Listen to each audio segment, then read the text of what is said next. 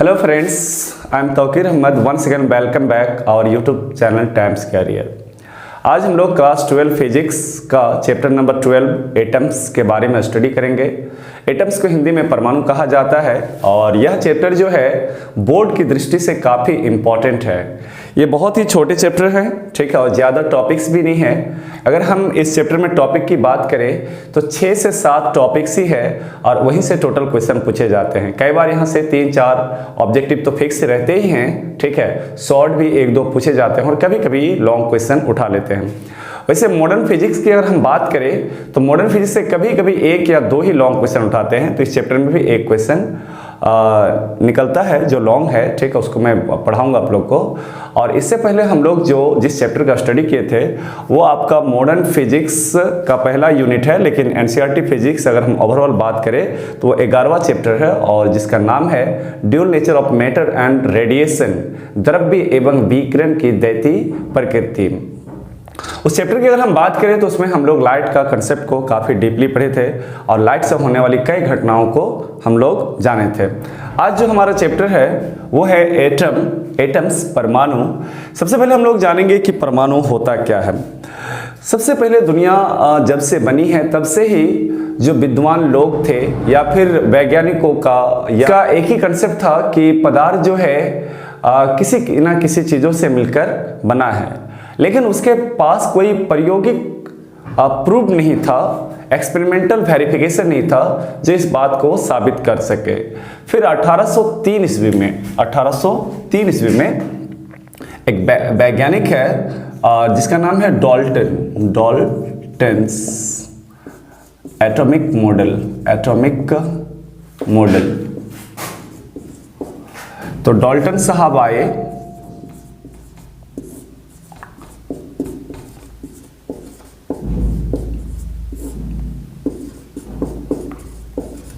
Model को प्रारूप कहा जाता है।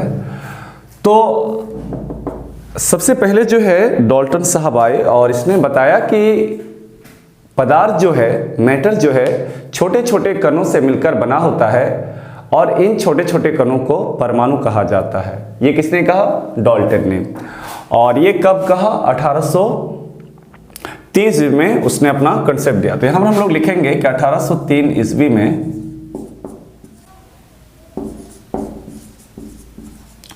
डॉल्टन ने बताया कि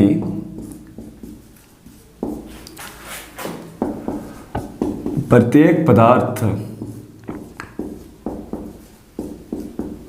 यानी मैटर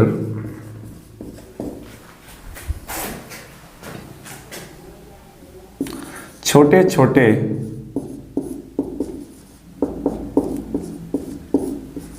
कणों पार्टिकल्स से मिलकर बना है, जिसे एटम्स कहा जाता है। तो फर्स्ट स्टेटमेंट इसी का था, जॉन डॉल्टन का। 1830 ईस्वी में इसने बताया कि प्रत्येक पदार्थ जो है छोटे छोटे कणों से मिलकर बना है और इन छोटे छोटे कणों को एटम्स कहा जाता है। अब है कि डॉल्टन के अनुसार, डॉल्टन साहब ने यह भी बताया, डॉल्टन के मतानुसार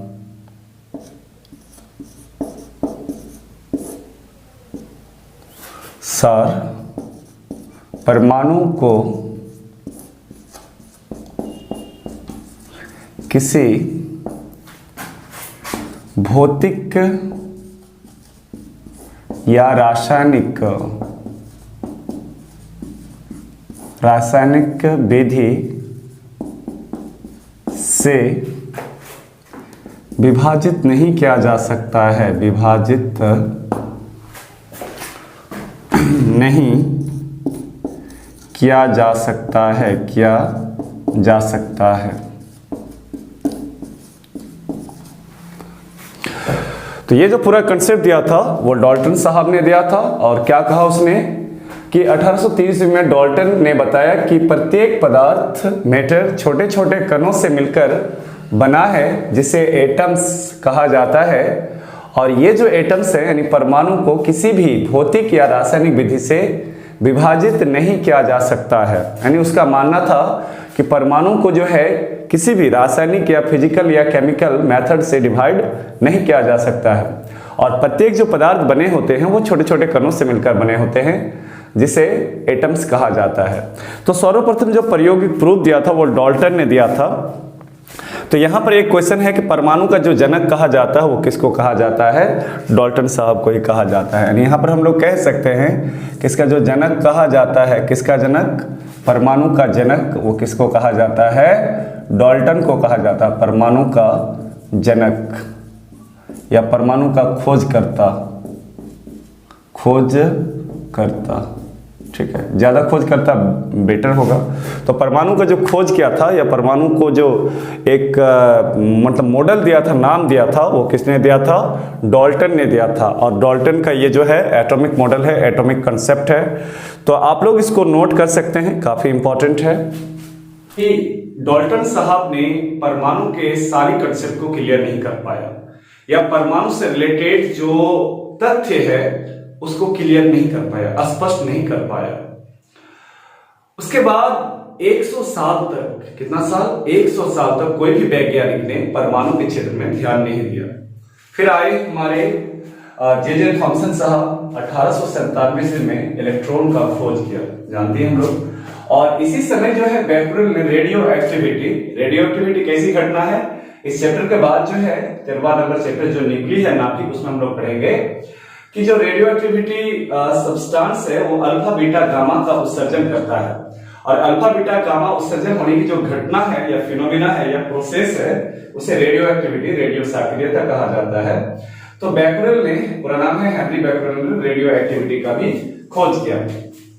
अब है कि जैसे ही जे थॉमसन ने इलेक्ट्रॉन का खोज किया 1897 में, तो उसी समय थॉमसन साहब, क्योंकि इसे हिंदी में थॉमसन कहा जाता है और इंग्लिश में थॉमसन कहा जाता है, तो थॉमसन ने एक एटम का मॉडल प्रस्तुत किया जिसे थॉमसन्स एटॉमिक मॉडल के नाम से जाना जाता है। थॉमसन्स एटॉमिक मॉडल, हिंदी की अगर हम बात करें तो हिंदी ये हो जाएगा थॉमसन का परमाणु प्रारूप। ठीक है, इसी को थॉमसन कहा जाता है, इंग्लिश में थॉमसन कहा जाता है। थॉमसन ने किसका खोज किया? जे थॉमसन ने इलेक्ट्रॉन का खोज किया। उस समय इलेक्ट्रॉन का खोज बहुत बड़ा खोज था, दुनिया का बहुत बड़ा खोज था।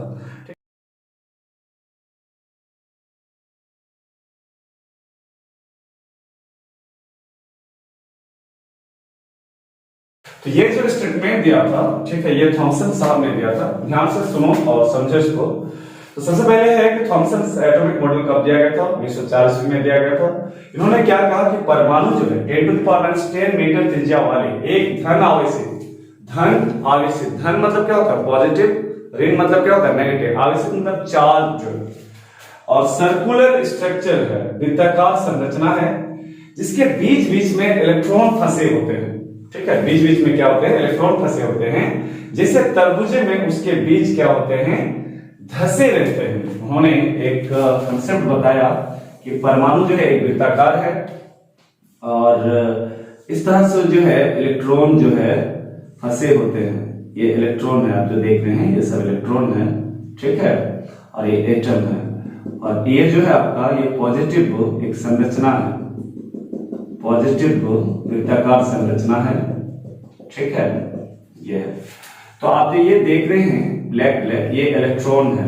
क्या है? ये इलेक्ट्रॉन है, और ये पॉजिटिव चार्ज सर्कुलर स्ट्रक्चर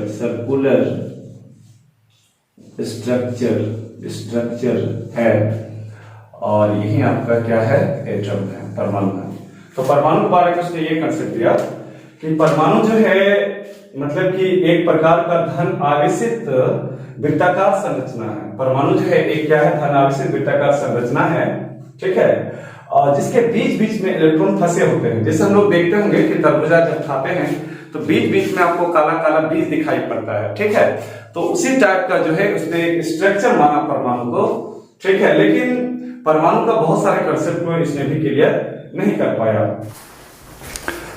अब है कि 1904 ईस्वी में जैसे ही जे थॉमसन ने थॉमसन्स एटॉमिक मॉडल दुनिया के सामने प्रस्तुत किया, एटम का जो रहस्य है उतना ही ज़्यादा विस्तृत होते जा रहा था, फैलते जा रहा था। ठीक है, उसका जो रहस्य है वो बहुत सारे चीज़ जो है जानने के लिए वैज्ञानिक जो है बहुत ही ज़्यादा एक्साइटेड था।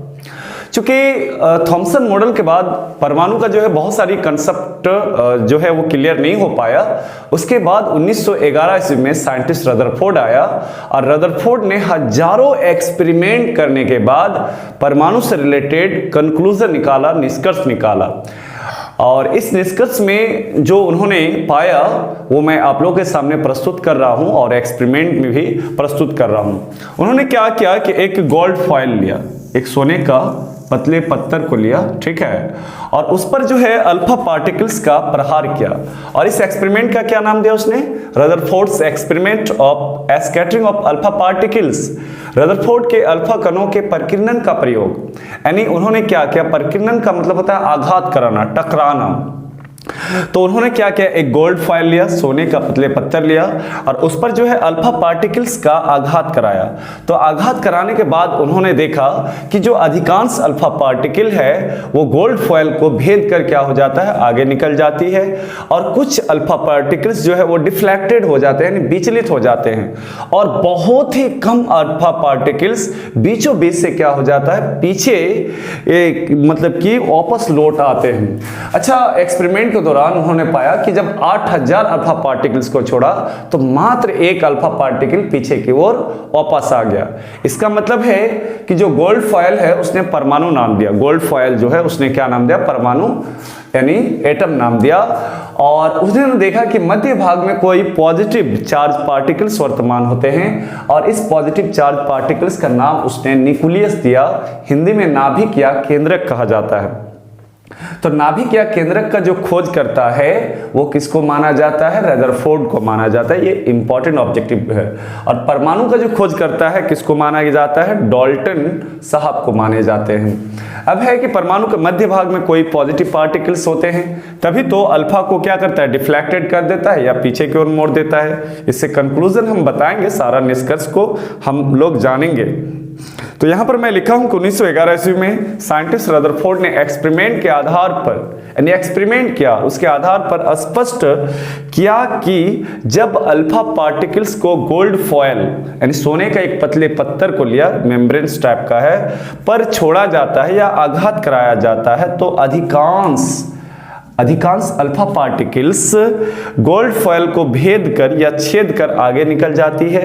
कुछ अल्फा पार्टिकल्स डिफ्लेक्टेड हो जाते हैं और बहुत ही कम अल्फा पार्टिकल्स पीछे की ओर मुड़कर आ जाते हैं। इसी को ध्यान में रखकर रदरफोर्ड साहब ने 1911 ईस्वी में एटॉमिक मॉडल प्रस्तुत किया, जिसे रदरफोर्ड्स एटॉमिक मॉडल के नाम से जाना जाता है। इससे पहले थॉमसन मॉडल आ चुका था, डाल्टन एटॉमिक मॉडल आ चुका था और उन्होंने भी एक्सपेरिमेंट के आधार पर बहुत कुछ बताया और कुछ चीज हाइपोथेसिस किया, परिकल्पना किया, लेकिन इन्होंने एक्सपेरिमेंट के आधार पर इसको ये किया। तो सबसे पहले आप लोग इस डायग्राम को अच्छी तरह से बना ले, ठीक है। और परमाणु के मध्य भाग में आप देख रहे हैं कि एक जो है इस टाइप का पॉजिटिव चार्ज पार्टिकल्स होते हैं, धन आवेशित कण होते हैं। और इस धन आवेशित कण को साइंटिस्ट रदरफोर्ड ने क्या नाम दिया? न्यूक्लियस नाम दिया, नाभिक या केंद्रक कहा जाता है। और इसका जो खोज किया गया था वो कब किया गया था? 1911 ईस्वी में, ठीक है। अब है कि इससे रिलेटेड बहुत सारे कंक्लूजन निकलते हैं, वो सारी कंक्लूजन को हम लोग देखेंगे। यानी इसमें कुछ मेरिट्स भी हैं तो कुछ डिमेरिट्स भी हैं, कुछ गुण है तो कुछ अवगुण है। हर इंसान में है, जैसे हम लोगों में कुछ गुण है तो कुछ अवगुण भी है। हर इंसान में गुण अवगुण पाए जाते हैं, ठीक है। तो उसी प्रकार एटम्स में भी कुछ गुण और अवगुण है। तो ये सारी चीज को हम लोग जो है जानेंगे। तो सबसे पहले इस टॉपिक को लगाओ, काफी इंपॉर्टेंट टॉपिक है। अगर हम बात करें तो VVI टॉपिक है और ये एक्सपेरिमेंट तो और ज्यादा इंपॉर्टेंट है। इस एक्सपेरिमेंट के आधार पर हम बोल सकते हैं कि परमाणु का बहुत सारा चीज क्लियर हो गया है। परमाणु से रिलेटेड जो तथ्य है वो बहुत सारा चीज क्लियर हो गया है, ठीक है। तो डायग्राम और ये आप स्क्रीनशॉट ले सकते हैं। और ये अल्फा पार्टिकल्स है। अल्फा पर देखो चूंकि इस पर जो है 2 प्रोटॉन का चार्ज होता है इसलिए प्लस प्लस दिखाया गया है। और ये आपका जो है मध्य भाग में न्यूक्लियस नाभिक या केंद्रक है और ये गोल्ड फॉइल है, ये सब अल्फा पार्टिकल्स है। ज्यादा डायग्राम में देखो एक्स्ट्रा चीज दिखाने की आवश्यकता नहीं है, ठीक है। अब है कि उसने क्या कंक्लूजन निकाला, क्या निष्कर्ष निकाला, ये सारी बात को हम लोग जानेंगे। तो आई होप कि ये बात तो 100% क्लियर है। अब हम लोग मेरिट्स की ओर बढ़ते हैं, फिर हम लोग डिमेरिट की ओर बढ़ेंगे। तो मैं इसको मिटा रहा हूं फिलहाल। तो 1911 ईस्वी में उसने रदरफोर्ड्स एटॉमिक मॉडल प्रस्तुत किया। तो यहां पर हम लोग कहेंगे रदरफोर्ड्स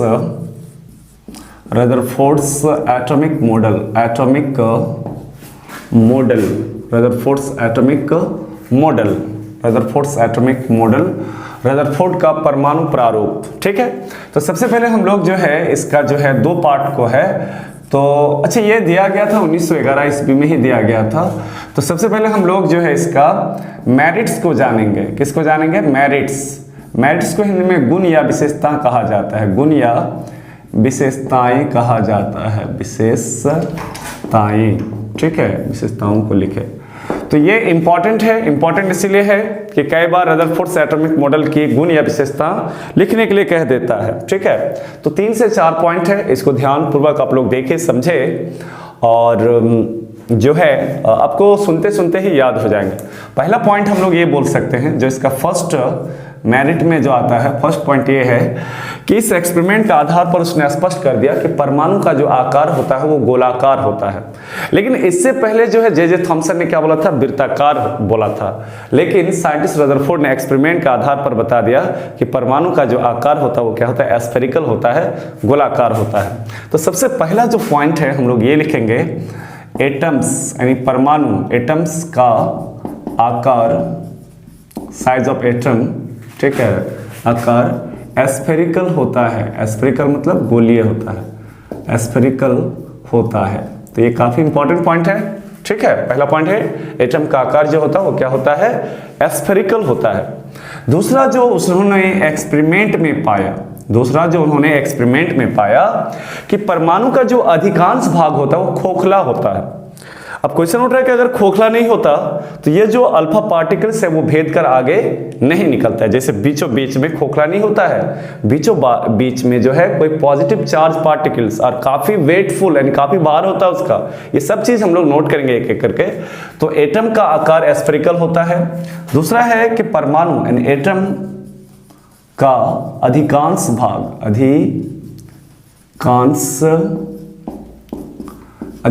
भाग खोखला होता है, अधिकांश भाग खोखला होता है। तीसरा हम लोग ये जानेंगे, चलिए अधिकांश भाग क्या होता है? खोखला होता है। तीसरा उसने क्या बोला कि परमाणु के यानी एटम के मध्य भाग में कोई पॉजिटिव चार्ज पार्टिकल्स, कोई पॉजिटिव चार्ज पार्टिकल्स मौजूद होते हैं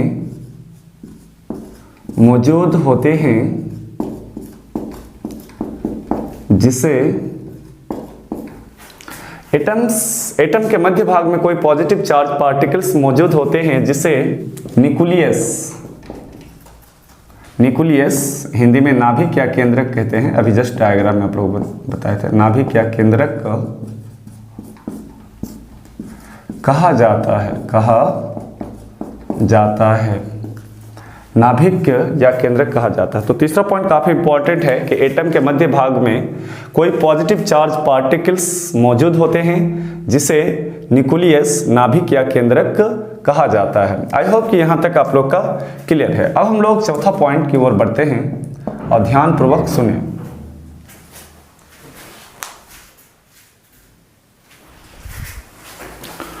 तो हमारा जो चौथा पॉइंट है वो ये है कि एटम में उपस्थित इलेक्ट्रॉन्स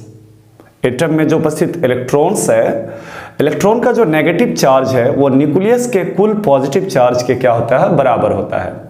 यानी हम लोग जानते हैं कि परमाणु के मध्य भाग में कोई पॉजिटिव चार्ज पार्टिकल्स होते हैं जिसे नाभिक न्यूक्लियस या केंद्रक कहा जाता है। और न्यूक्लियस पर जितना पॉजिटिव चार्ज होते हैं वो कुल इलेक्ट्रॉन्स पर, यानी जितने भी इलेक्ट्रॉन्स है सभी इलेक्ट्रॉन्स पर जो टोटल नेगेटिव चार्ज होता है उसके क्या होता है, बराबर होता है। यानी सिंपल सी बात है कि पॉजिटिव चार्ज नेगेटिव चार्ज के क्या होता है, बराबर होता है। इसलिए परमाणु क्या होते हैं, उदासीन होते हैं। पांचवा और लास्ट जो इसकी गुण या विशेषताएं हैं वो ये है कि न्यूक्लियस के चारों ओर इलेक्ट्रॉन्स वृत्ताकार पथ पर चक्कर लगाते रहता है और इन वृत्ताकार पथ को ऑर्बिट्स कक्षा कहा जाता है। तो ये टोटल जो है आपका, इसके अलावा हम लोग ये बोल सकते हैं कि परमाणु का जो नाभिक का जो रेडियस है वो 10⁻⁻15 मीटर होता है। और इसका जो कैलकुलेशन क्या था, निकाला था, वो रदरफोर्ड साहब ने ही निकाला था। तो सबसे पहले आप लोग रदरफोर्ड एटॉमिक मॉडल की जो विशेषताएं हैं, यानी रदरफोर्ड एटॉमिक मॉडल जो एक एक्सपेरिमेंट करने के बाद जो कंक्लूजन निकाला मेरिट्स में, वो ए है। ठीक है, तो ये पांचों पॉइंट को आप लोग नोट कर ले, काफ़ी VVI इंपॉर्टेंट है। अब हम लोग डीमेरिट्स की ओर बढ़ेंगे। अवगुण या कमियां भी बोल सकते हैं, limitation of Rutherford's atomic model. तो सबसे पहले आप लोग इसको नोट करें। तो इसका जो नेक्स्ट पार्ट में हम लोग जाएंगे वो है आपका डीमेरिट्स। डीमेरिट्स स्क्रीनशॉट भी ले सकते हैं। ठीक है, अवगुण हिंदी क्या होता है, अवगुण। और या तो फिर इसे जो है कमियां यानी लिमिटेशन, क्या क्या कमियां थी।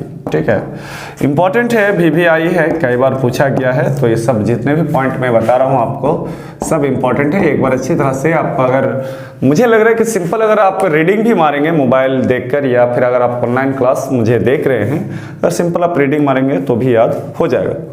अब है कि इसमें क्या क्या डिमेरिट्स है। तो इसमें ज़्यादा डिमेरिट्स नहीं है, इसमें 2 ही डिमेरिट्स बुक्स में दिए हुए हैं। पहला डिमेरिट्स ये है इसका, किसका, रदरफोर्ड साहब का, कि ये परमाणु के अस्थायित्व का व्याख्या नहीं कर पाया, स्टेबिलिटी ऑफ एटम का एक्सप्लेन नहीं कर पाया। ठीक है, अब क्वेश्चन उठा सर स्टेबिलिटी ऑफ एटम क्या है, ये नहीं क्लियर कर पाया कि जितने भी जो इलेक्ट्रॉन्स होते हैं वो एक निश्चित कक्षा में चक्कर लगाते हैं, या फिर जहां मन तहां चक्कर लगाते रहते हैं, या फिर एक कक्षा से दूसरे कक्षा में चले जाते हैं, या फिर चलने के दौरान क्या होता है। तो ये सारी चीज को जो है वो एक्सप्लेन नहीं कर पाया, तो वो आपका डिमेरिट्स में आ गया, अवगुण या कमियां में आ गया। तो स्टेबिलिटी ऑफ एटम का एक्सप्लेन नहीं कर पाया। तो इसका पहला जो पॉइंट है स्टेबिलिटी ऑफ एटम, हिंदी होता है परमाणु की अस्थायित्व का एक्सप्लेन नहीं कर पाया।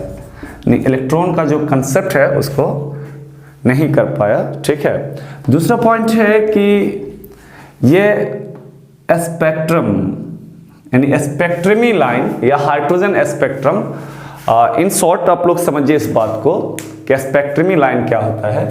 जैसे कि मान लो कि ये नाभिक है और इसके चारों ओर ये सब ऑर्बिट्स है, कक्षा है जिसमें इलेक्ट्रॉन चक्कर काटते रहता है। तो इलेक्ट्रॉन जब एक कक्षा से दूसरी कक्षा में जंप करता है ना, ठीक है, एक कक्षा से दूसरी कक्षा में जाता है तो एक सीरीज बन जाता है, और इस सीरीज को अगर हाइड्रोजन में करेगा तो हाइड्रोजन स्पेक्ट्रम, ठीक है, या स्पेक्ट्रमी लाइन के नाम से जाना जाता है। तो ये जो है स्पेक्ट्रमी लाइन का एक्सप्लेन नहीं कर पाया, यानी हाइड्रोजन स्पेक्ट्रम का व्याख्या नहीं कर पाता है। एच स्पेक्ट्रम या स्पेक्ट्रमी लाइंस का एक्सप्लेन नहीं कर पाया। तो ये 2 ही पॉइंट है और 2 ही पूछता है, तो ये 2 चीज का एक्सप्लेन नहीं कर पाया। अगर हम इसके अलावा अगर हम और पॉइंट की ओर बढ़े तो एक पॉइंट और आप लोग लिख सकते हैं कि ये जो है जीमान इफेक्ट, ठीक है, जीमान इफेक्ट का एक्सप्लेन नहीं कर पाया। अब क्वेश्चन उठ रहा है जीमान इफेक्ट क्या है, तो ये सारी चीज़ आप लोग को आगे चलकर पढ़ाया जाएगा, काफ़ी डीप एंड डिटेल बताया जाएगा, इसीलिए हड़बड़ी करने की जरूरत नहीं है। तो जीमान इफेक्ट का एक्सप्लेन नहीं कर पाया। तो ये 3 पॉइंट आप लिख सकते हैं डीमेरिट्स में, अवगुण में। ये 5 पॉइंट मेरिट्स में आता है, गुण या विशेषताओं में आता है, और ये अवगुण या कमियां कहा जाता है। आपको बोलेगा right the limitation of Rutherford's atomic model, Rutherford's atomic model की कमियां को लिखे। तो यहाँ पर 3 पॉइंट है कि स्टेबिलिटी ऑफ एटम का एक्सप्लेन नहीं कर पाता है, हाइड्रोजन स्पेक्ट्रम या स्पेक्ट्रमी लाइंस का एक्सप्लेन नहीं कर पाया, और जीमान इफेक्ट। अब ये सब क्या है, ये सब आगे चलकर हम लोग टॉपिक्स ही लेंगे, तो वहाँ पर हम लोग डीप एंड डिटेल स्टडी करेंगे। आई होप कि ये जो पूरा टॉपिक है रदरफोर्ड्स एक्सपेरिमेंट या रदरफोर्ड की जो मॉडल है या फिर गुण है, विशेषताएं हैं या मेरिट्स या डीमेरिट्स है, ये हम लोग अच्छी तरह से समझ गए होंगे। अब हम लोग नेक्स्ट टॉपिक की ओर बढ़ेंगे, और नेक्स्ट टॉपिक जो है जस्ट इसके 2 साल बाद 1913 ईस्वी में साइंटिस्ट नील्स बोर ने दिया था, और बोर साहब ने सबको अच्छी तरह से बोर बना दिया। तो क्या है, आइए देखते हैं।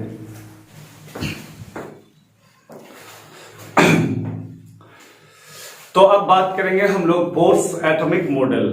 जैसा कि हम लोग प्रीवियस टॉपिक में पढ़े कि रदरफोर्ड्स एटॉमिक मॉडल जो 1911 ईस्वी में उन्होंने स्कैटरिंग ऑफ अल्फा पार्टिकल्स का आघात कराया गोल्ड फॉयल पर, और बहुत सारा कंक्लूजन निकाला, और उन्होंने एटम्स के बारे में, परमाणुओं के बारे में बहुत सारे कंसेप्ट दिए, बहुत सारे मेरिट्स दिए, लेकिन उसमें कुछ ना कुछ कमियां रह गया।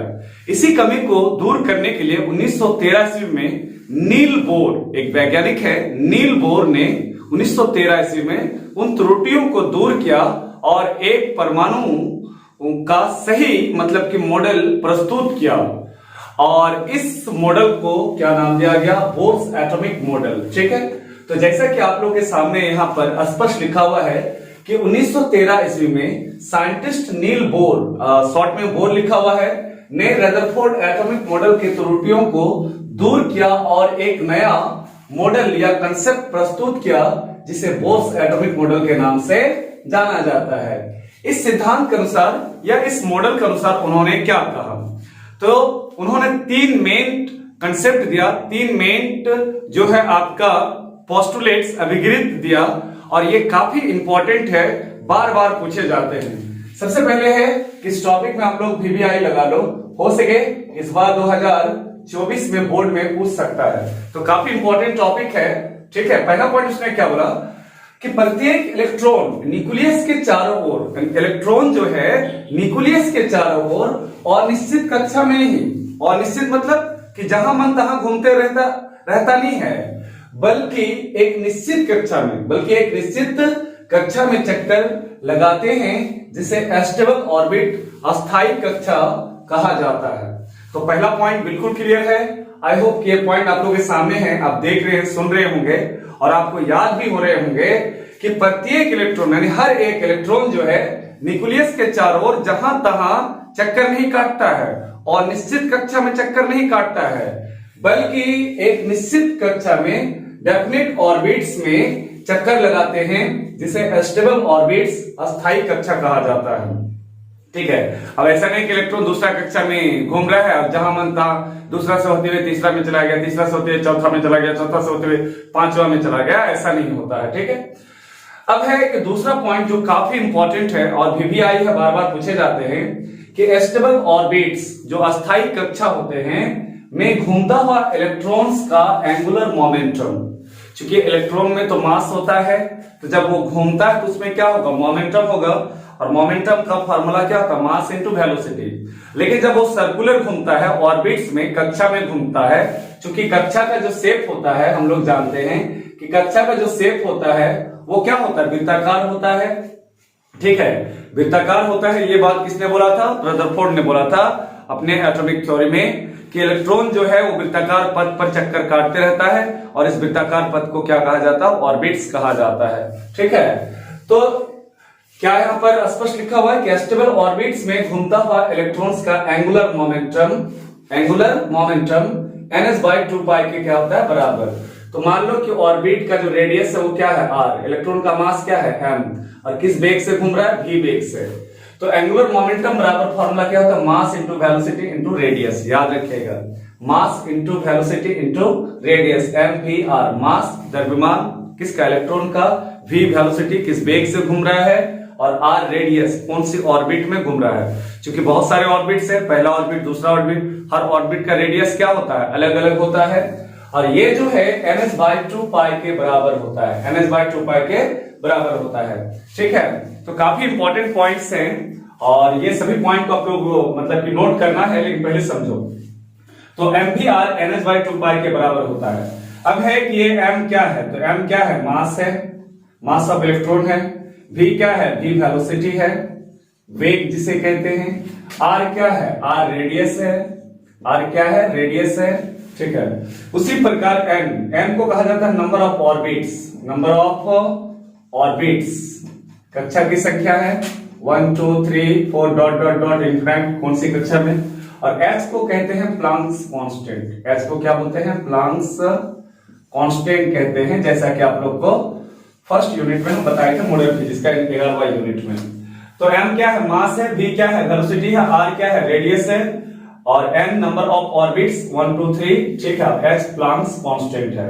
तो यहां इस फार्मूला को आप लोग नोट कर लो सबसे पहले, इस दूसरा पॉइंट को लिखते हुए इस फार्मूला को, और इसके नीचे ये सभी जो टर्म मैंने आप लोग को समझाया उसको भी नोट कर लीजिए। अच्छा, यहां पर जो है एंगुलर मोमेंटम से कई बार ऑब्जेक्टिव क्वेश्चन पूछा जाता है कि पहला कक्षा में एंगुलर मोमेंटम किस में ज्यादा होगा, पहला में होगा, दूसरा में होगा, या तीसरा में होगा, या चौथा में होगा। ठीक है, तो अगर पहला में, अगर एक छोटा सा कैलकुलेशन मैं करता हूं आप लोग के सामने यहाँ पर, कि मान लीजिए कि ये एंगुलर मोमेंटम, यही आपको ऑब्जेक्टिव रहेगा। अगर पहला में n का मान अगर हम पहला दे तो h बाई क्या हो जाएगा, 2π हो जाएगा।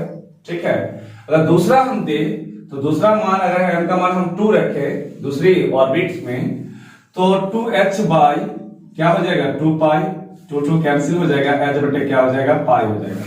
तो एक सिंपल सा कैलकुलेशन आप कीजिए यहाँ पर कि कौन सा मोमेंटम, ये फर्स्ट ऑर्बिट का है और ये क्या है, सेकेंड ऑर्बिट का है।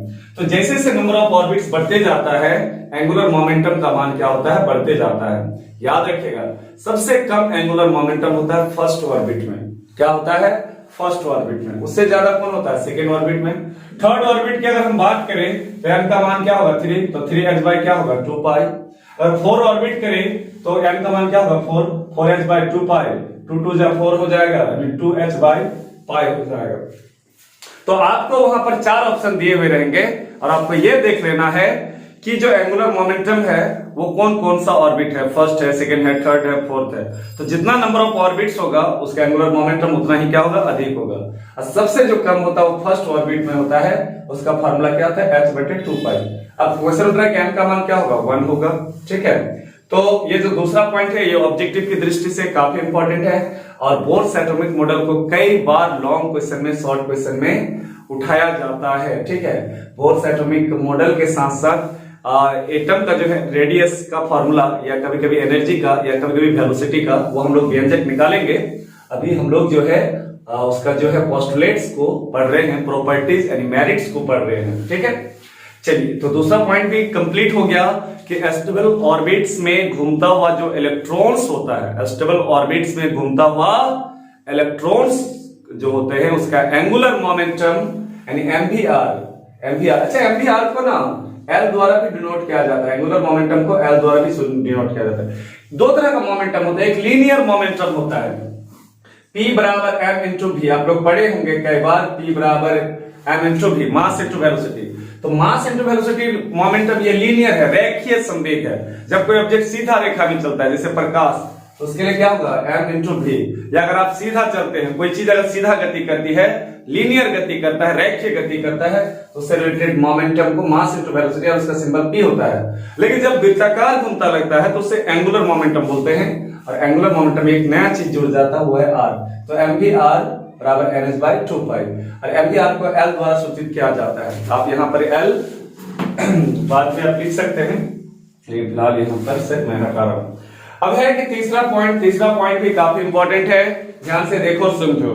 तीसरा पॉइंट बोर्ड साहब ने क्या बोला कि जब इलेक्ट्रॉन एक ऑर्बिट से दूसरे ऑर्बिट में जंप्स करता है, जंप्स छलांग मारता है, हो सके पहला से दूसरा में जाए, दूसरा से चौथा में जाए, या चौथा वाला पांचवा में आए, तो ऐसा सिचुएशन में, ऐसा कंडीशन में एनर्जी का उत्सर्जन या अवशोषण होता है। या तो एनर्जी खींचता है या तो एनर्जी लेता है, तब जाके इलेक्ट्रॉन क्या करता है, जंप करता है।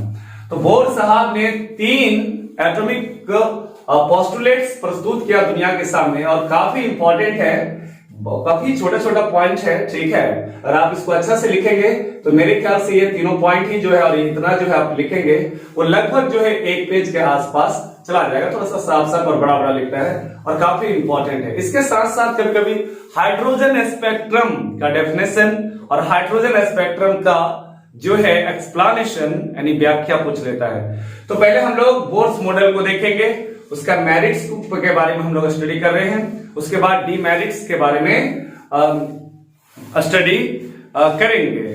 अब है कि बोर साहब ने परमाणु के बारे में एक परमाणु को सही जगह दिया और परमाणु से रिलेटेड हाइड्रोजन स्पेक्ट्रम का सही व्याख्या किया और बहुत सारे चीज का जो है सही से एक्सप्लेनेशन किया और इस खोज के लिए उसे 1922 ईस्वी में नोबेल प्राइज से सम्मानित किया गया।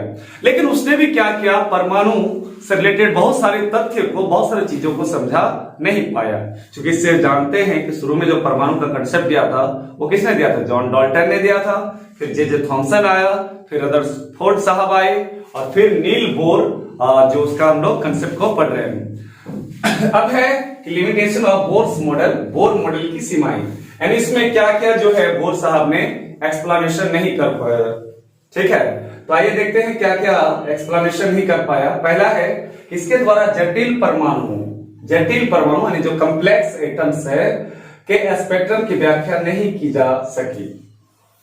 यानी कहने का मतलब है कि इलेक्ट्रॉन जब एक ऑर्बिट से दूसरे ऑर्बिट में छलांग मारता है ना तो एक सीरीज बन जाता है और इसी सीरीज को हाइड्रोजन स्पेक्ट्रम या फिर स्पेक्ट्रमी लाइन या स्पेक्ट्रम लाइन के नाम से जाना जाता है।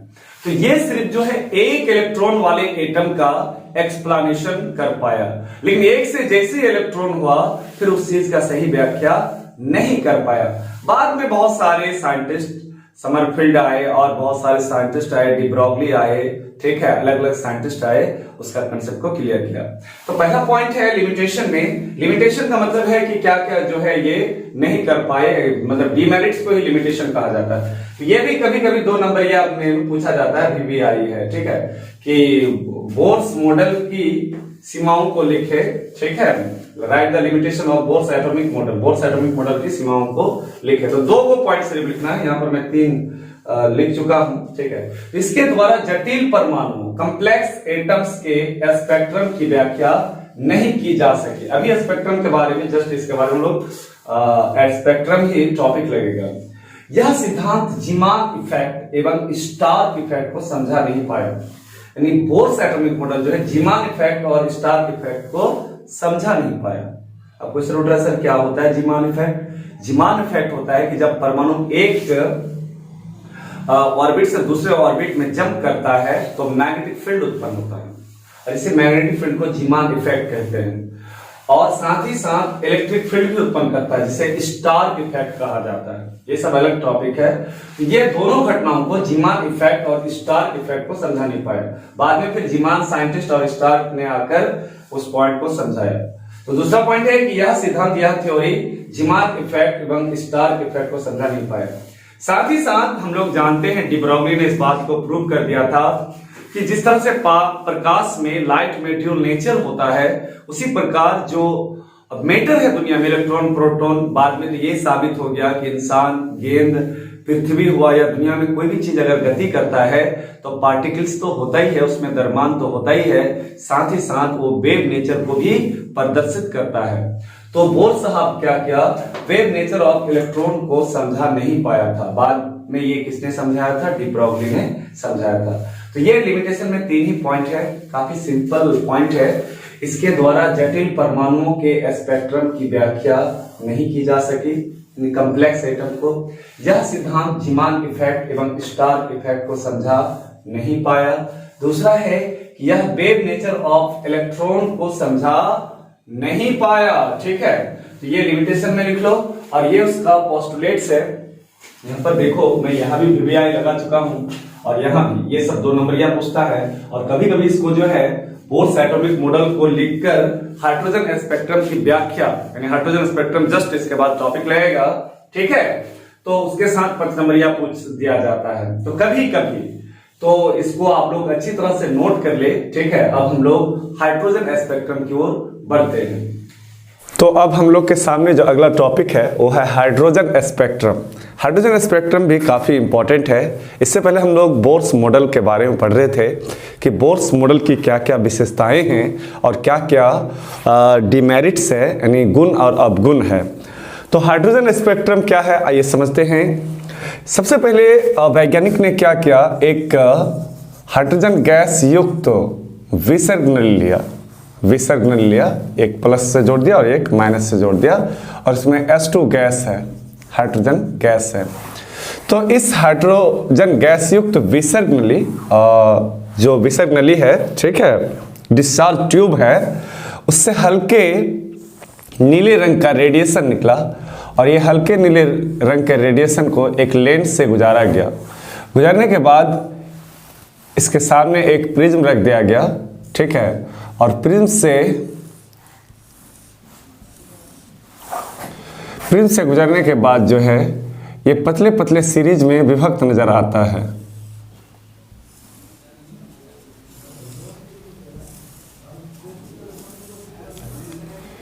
ये जो है पतले पतले सीरीज में विभक्त नजर आता है, और इसी पतले पतले सीरीज को ही क्या कहा जाता है, हाइड्रोजन स्पेक्ट्रम कहा जाता है।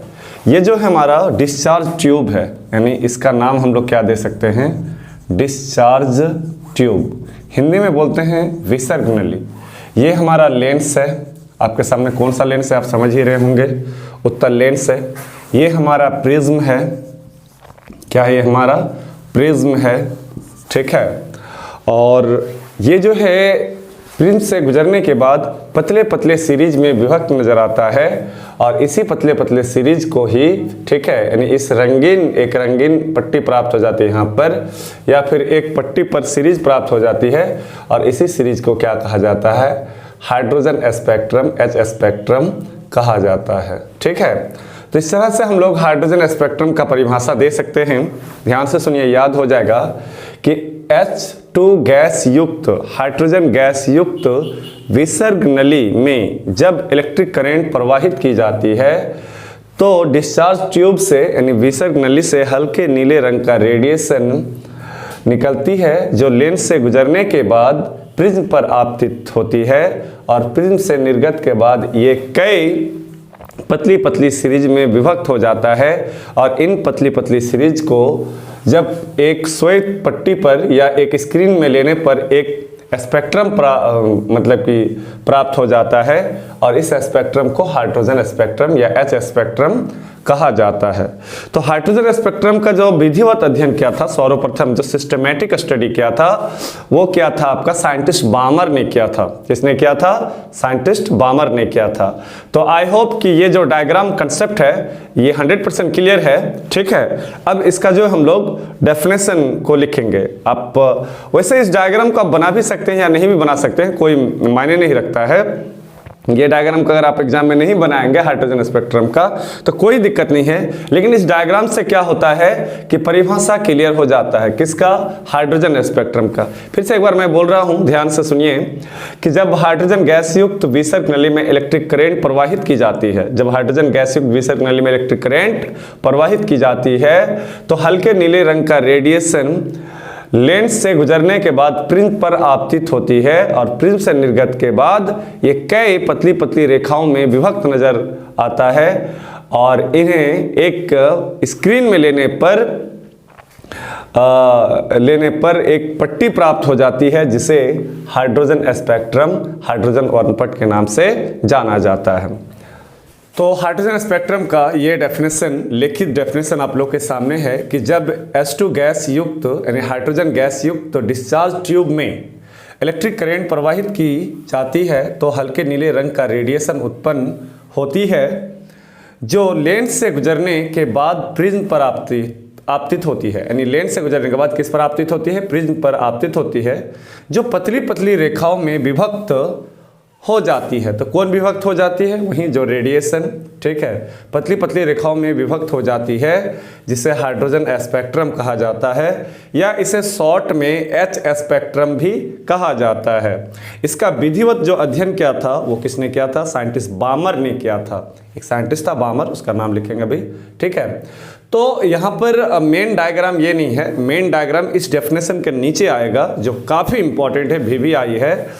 तो अब तक जो है हाइड्रोजन स्पेक्ट्रम से बनने वाला या हाइड्रोजन गैस युग से या हाइड्रोजन से बनने वाला जो आपका सीरीज है वो 5 सीरीज का नॉमेनक्लेचर हो चुका है, और छठा सीरीज जो है वो आपका डिस्कवरी रिसर्च चल रहा है।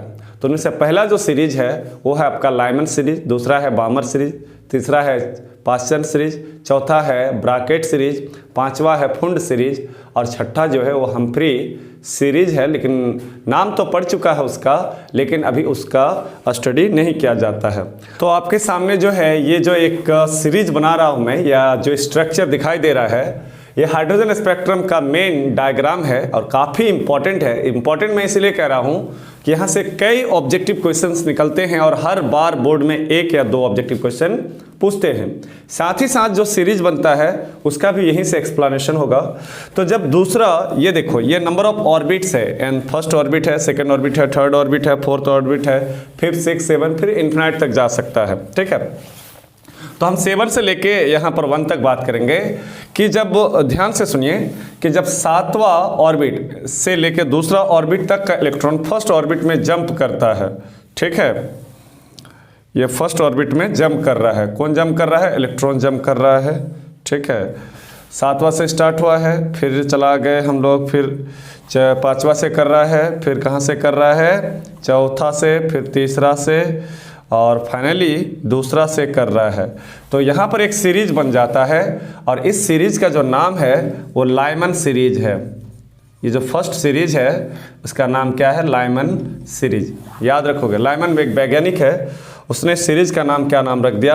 लाइमन सीरीज, ठीक है, लाइमन सीरीज। काफ़ी इंपॉर्टेंट है, मैं यहाँ से बहुत सारे ऑब्जेक्टिव क्वेश्चन निकालेंगे। फिर जब 7वां ऑर्बिट से लेके थर्ड ऑर्बिट तक का इलेक्ट्रॉन, थर्ड ऑर्बिट तक का इलेक्ट्रॉन जंप करता है, किस पर जंप करता है? दूसरा पर। तो यहाँ पर एक सीरीज बन गया, और इस सीरीज का नाम है बामर सीरीज। इसी ने सर्वप्रथम देखा था, साइंटिस्ट बामर ने, और इसने अपने नाम पर नाम रख दिया बामर सीरीज। देखो, अच्छा, बामर जो है बनता कहाँ है? दूसरा ऑर्बिट में बनता है। इलेक्ट्रॉन कहाँ से कहाँ तक का जंप करता है? 3 से लेके 7, या फिर इन्फिनाइट भी बोल सकते हैं। अगर आप इन्फिनाइट बोलेंगे तो और अच्छी बात है, ठीक है। तो ये दूसरा सीरीज बामर सीरीज है। अब आइए देखते हैं तीसरा। तो तीसरा जो है हमारा वो 7वां से लेके चौथे कक्षा तक का इलेक्ट्रॉन थर्ड में ये करता है। तो ये बन गया हमारा पास्चन सीरीज। क्या नाम है इसका? पास्चन सीरीज है। एक वैज्ञानिक है पास्चन, उन्होंने अपने नाम पर पास्चन सीरीज नाम रख दिया, ठीक है। फिर हम बात करेंगे कि जब 7th ऑर्बिट से लेके 5th ऑर्बिट तक का इलेक्ट्रॉन 4th में जब जंप करता है तो एक सीरीज बन जाता है। देखो, 7वां से लेकर कहाँ? 5वां तक कक्षा जो है, 7वां, 6ठा और 5वां का इलेक्ट्रॉन जब 4th में जंप किया तो एक सीरीज बन गया, और इसका नाम पड़ा ब्राकेट सीरीज।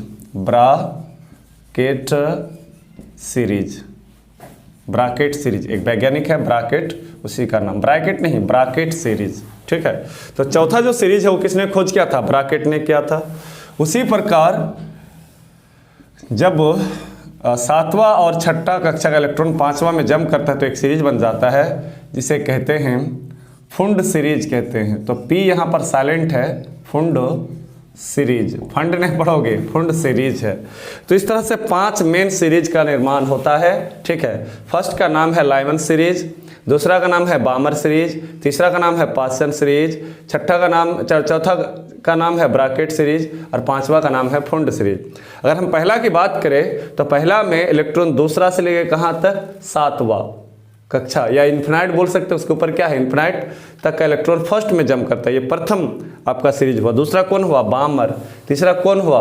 Paschen series. और चौथा कौन हुआ? Bracket series. और 5वां जो है वो आपका फुंड सीरीज है। तो सबसे इम्पॉर्टेंट है, यहाँ से एक क्वेश्चन बार बार पूछे जाते हैं कि कौन सा सीरीज कौन सा क्षेत्र में बनता है, कौन पराबैंगनी में बनता है, कौन अवरक्त में बनता है, कौन दृश्य में बनता है। तो आपका जो है बामर जो है वो विजिबल रीजन में बनता है, यानी दृश्य क्षेत्र में बनता है। यानी ये याद रखना है आप लोग को, ये दृश्य क्षेत्र में बनता है। कौन सा क्षेत्र में बनता है? दृश्य में। कौन? बामर, ठीक है। और उसके नीचे वाला कौन है? लाइमन। तो ये बनता है पराबैंगनी क्षेत्र में। पराबैंगनी, जिसको इंग्लिश में अल्ट्रा वायलेट कहा जाता है, पराबैंगनी क्षेत्र में बनता है, ठीक है।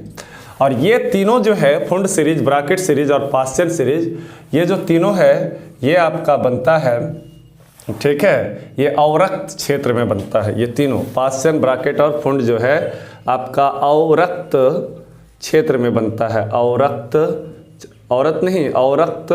क्षेत्र में, इंफ्रारेड में बनता है। तो यहाँ से एक ऑब्जेक्टिव क्वेश्चन मतलब कि फिक्स ही रहता है, फिक्स ही मानो, ठीक है। तो इस डायग्राम को अच्छा से बनाना है। अभी देखो, अगर आपको बोले लाइमन सीरीज क्या है, तो लाइमन सीरीज में इलेक्ट्रॉन कहाँ से जंप करता है? दूसरा से कहाँ तक कर सकता है? इन्फिनाइट तक या 7 तक का कर सकता है, ठीक है। एन का मान देखो, एक जो है कहाँ से फर्स्ट है 2, और दूसरा जो है वो कहीं से भी कर सकता है, 3rd 4th 5th 6 7 इन्फिनाइट, ठीक है, से कर सकता है। तो आपको इतना बात याद रखना है कि फर्स्ट जो सीरीज है वो लाइमन है, दूसरा बामर सीरीज है, तीसरा पास्चन सीरीज है, और चौथा जो है ब्रैकेट है, और पांचवा फुंड सीरीज। आपका लाइमन बनता है पराबैंगनी में। बामर यहाँ पर जो है एल साइलेंट है, तो बामर सीरीज पढ़ोगे, बलमर नहीं पढ़ोगे, इसको बामर सीरीज पढ़ोगे। ये दृश्य क्षेत्र में बनता है। अल्ट्रा वायलेट पराबैंगनी को बोलते हैं, दृश्य को विजिबल बोलते हैं, रीजन क्षेत्र होता है, और इंफ्रारेड जिसको अवरक्त क्षेत्र बोलते हैं। ये तीनों बनता है, ठीक है। चलो अब हम लोग आगे की ओर बढ़ते हैं। यहाँ पर स्पेलिंग मिस्टेक है, लाइमन होगा, ठीक है। कभी कभी जो है लाइमन सीरीज या बामर सीरीज या पास्चन सीरीज या ब्रैकेट सीरीज या फुंड सीरीज के बारे में एक्सप्लेन करने के लिए बोल देता है। 2 मार्क्स का क्वेश्चन पूछ देता है, सिंपल सा क्वेश्चन पूछता है कि लाइमन सीरीज क्या है, ठीक है, बामर सीरीज क्या है, पास्चन सीरीज क्या है, या ब्रैकेट सीरीज, या किसी के बारे में भी अगर 2 मार्क्स का अगर पूछ दे तो आप क्या करेंगे, कैसे लिखेंगे, कैसे नंबर गेन करेंगे, कैसे 2 मार्क्स प्राप्त करेंगे। वैसे ये तो लॉन्ग क्वेश्चन है, हाइड्रोजन स्पेक्ट्रम और बोर्स एटॉमिक मॉडल को कंबाइंड करके साथ में कई बार जो है 5 मार्क्स का पूछा है, ठीक है। ये बात तो पहले ही मैं ऑलरेडी बोल चुका हूँ आप लोग को। मान लो कि क्वेश्चन लगा दिया कि लाइमन सीरीज क्या है, तो लाइमन सीरीज का आप टॉपिक लगा के डेफिनेशन दे सकते हैं कि जब सेकेंड ऑर्बिट से लेके 7th ऑर्बिट तक का इलेक्ट्रॉन फर्स्ट ऑर्बिट में, ध्यान से सुनो बात को, याद हो जाएगा, ठीक है। इसको टॉपिक लगा लेना, एक ध्यान से देखोगे ना तो सब तो मेरे ख्याल से लगता है याद हो जाएगा। और आपको रटने और रटाने का तो बात ही नहीं, इसलिए तो डायग्राम के साथ एक्सप्लेन कर रहे हैं ताकि आप लोग इसको देखो और समझो, सुनो, ठीक है। तो जब सेकेंड ऑर्बिट से लेके 7th ऑर्बिट तक का इलेक्ट्रॉन फर्स्ट ऑर्बिट में जंप करता है तो एक सीरीज का निर्माण होता है जिसे लाइमन सीरीज कहा जाता है। लाइमन सीरीज का जो निर्माण होता है वो कहां पर होता है? पराबैंगनी क्षेत्र में होता है, अल्ट्रावायलेट रीजन में होता है। दूसरी इंपॉर्टेंट बात है कि जब इलेक्ट्रॉन जंप करता है सेकेंड से, थर्ड से, फोर्थ से, तो इसके जो है एक वेवलेंथ बन जाता है, एक डिस्टेंस बन जाता है जिसे वेवलेंथ कहते हैं। तो मान लो कि लाइमन के लिए जो है वेवलेंथ, तो 1/λ बराबर इसका फॉर्मूला हो जाएगा r × 1/1² - 1/n², ठीक है। अब क्वेश्चन उठा सर ये या 1 नहीं समझे, ये 1 और r क्या है? देखो सभी टर्म को मैं एक एक करके समझाऊंगा, पहले अच्छी से ध्यान से सुनो। और n बराबर हो जाएगा 2 3 4 और ... इन्फिनाइट तक हो जाएगा। सबसे पहले समझो कि लैम्डा को बोलते हैं वेवलेंथ। लैम्डा को क्या बोलते हैं? वेवलेंथ कहते हैं, तरंगदैर्घ्य कहते हैं। लैम्डा को क्या बोलते हैं? वेवलेंथ। और r को जो है, यहाँ जो आप r देख रहे हैं, ये जो लैम्डा तो वेवलेंथ तरंगदैर्घ्य है, और r जो है उसको कहा जाता है रेडबर्ग कांस्टेंट। रेडबर्ग कांस्टेंट है ये, ठीक है, इसका वैल्यू होता है। वैसे रेडबर्ग कांस्टेंट का मान होता है 1.097 समथिंग कुछ होता है, तो इसको जो है 1.1 × 10⁻⁷ पर मीटर होता है, ठीक है। ये मान होता है रिडबर्ग कांस्टेंट का। 1.0976 होता है, लेकिन 9 को हटाकर 0 को 1 में कन्वर्ट किया जाता है। 1.1 × 10⁷ पर मीटर होता है। ये रिडबर्ग कांस्टेंट का आर का मान होता है। और लैम्डा को क्या बोलते हैं? वेवलेंथ, यानी एक ऑर्बिट से लेकर दूसरे ऑर्बिट के बीच का जो डिस्टेंस होता है वही आपका क्या होता है? वेवलेंथ होता है। ठीक है। दूसरा है कि 1 मतलब होता है कि जिस सीरीज में जंप करता है इलेक्ट्रॉन, तो कौन सा सीरीज में जंप करता है, कौन सा ऑर्बिट में? तो फर्स्ट में, तो इसलिए यहाँ पर 1 हो गया। और कहाँ से करेगा? तो 2 से कर सकता है, तो n का मान 2 भी हो सकता है। 3 से कर सकता है, तो n का मान 3 भी हो सकता है। 4 से कर सकता है, 7 से कर सकता है, तो n का मान इन्फिनिट तक जाते रहेगा। तो आप परिभाषा के साथ ये लिख सकते हैं कि यह पराबैंगनी क्षेत्र में बनता है। और ये भी लिख सकते हैं कि सीरीज में जो एनर्जी होता है वो -13.6 इलेक्ट्रॉन वोल्ट होता है, लेकिन उतना लिखने की आवश्यकता नहीं है। साथ ही साथ ये फॉर्मूला आप दे देंगे कि वेवलेंथ 1/λ बराबर R × 1/1² - 1/n²। ठीक है। इसी तरह से अगर बामर सीरीज पूछ दे कि बामर सीरीज क्या है या इसको परिभाषित करे, तो जब थर्ड ऑर्बिट से लेके इन्फिनाइट ऑर्बिट तक का इलेक्ट्रॉन या 7th ऑर्बिट तक का इलेक्ट्रॉन सेकेंड ऑर्बिट में जंप करता है, दूसरा में जब जंप करता है, तो एक सीरीज का निर्माण होता है जिसे बामर सीरीज कहते हैं। और यह दृश्य क्षेत्र में बनता है। ठीक है। अच्छा, उसका अगर वेवलेंथ के लिए बोल दे तो यहाँ जो है, चूंकि यहाँ 2 का स्क्वायर हो जाएगा। क्यों? क्योंकि सेकेंड में जंप करता है, तो जिसमें जंप करेगा तो 1 के जगह क्या हो गया? 2। देखो, लाइमन बोलेगा तो 1 होगा, और बामर बोलेगा तो क्या होगा? यहाँ 2 हो जाएगा। अच्छा, पास्टन बोलता है तो क्या हो जाता है? 2 की जगह 3 हो जाएगा। और n का मान देखो कहाँ से? 3, 4 से जंप करता है, यहाँ से 2 हट जाएगा, 3, 4, 5 से लेके इन्फिनाइट होते जाएगा। बाकी बात, लैम्डा को वेवलेंथ बोलते हैं और r को क्या बोलते हैं? रिडबर्ग कांस्टेंट कहते हैं। और ये हो गया नंबर ऑफ ऑर्बिट जहाँ से इलेक्ट्रॉन जंप्स कर रहा है, और पहला वाला जी स्क्वायर है यानी जिसमें कर रहा है। ठीक है। तो इसी तरह से पास्टन सीरीज की अगर परिभाषा दे, तो जब 4th ऑर्बिट से लेके 7th ऑर्बिट या इन्फिनाइट ऑर्बिट तक का इलेक्ट्रॉन थर्ड ऑर्बिट में जंप करता है, तो एक सीरीज का निर्माण होता है जिसे पास्टन सीरीज कहते हैं। और यह औरक क्षेत्र में बनता है, और इसके लिए यहाँ पर 2 की जगह क्या होगा? 3 का स्क्वायर हो जाएगा, और n का मान जो है 4, 5, 6, 7 से लेके इन्फिनाइट तक हो जाएगा। तो आई होप कि ये इनमें से कोई भी अगर पूछ दे आपको, तो आप जो है आसानी से लिख सकते हैं और 2 मार्क्स अपना गेन कर सकते हैं। ठीक है।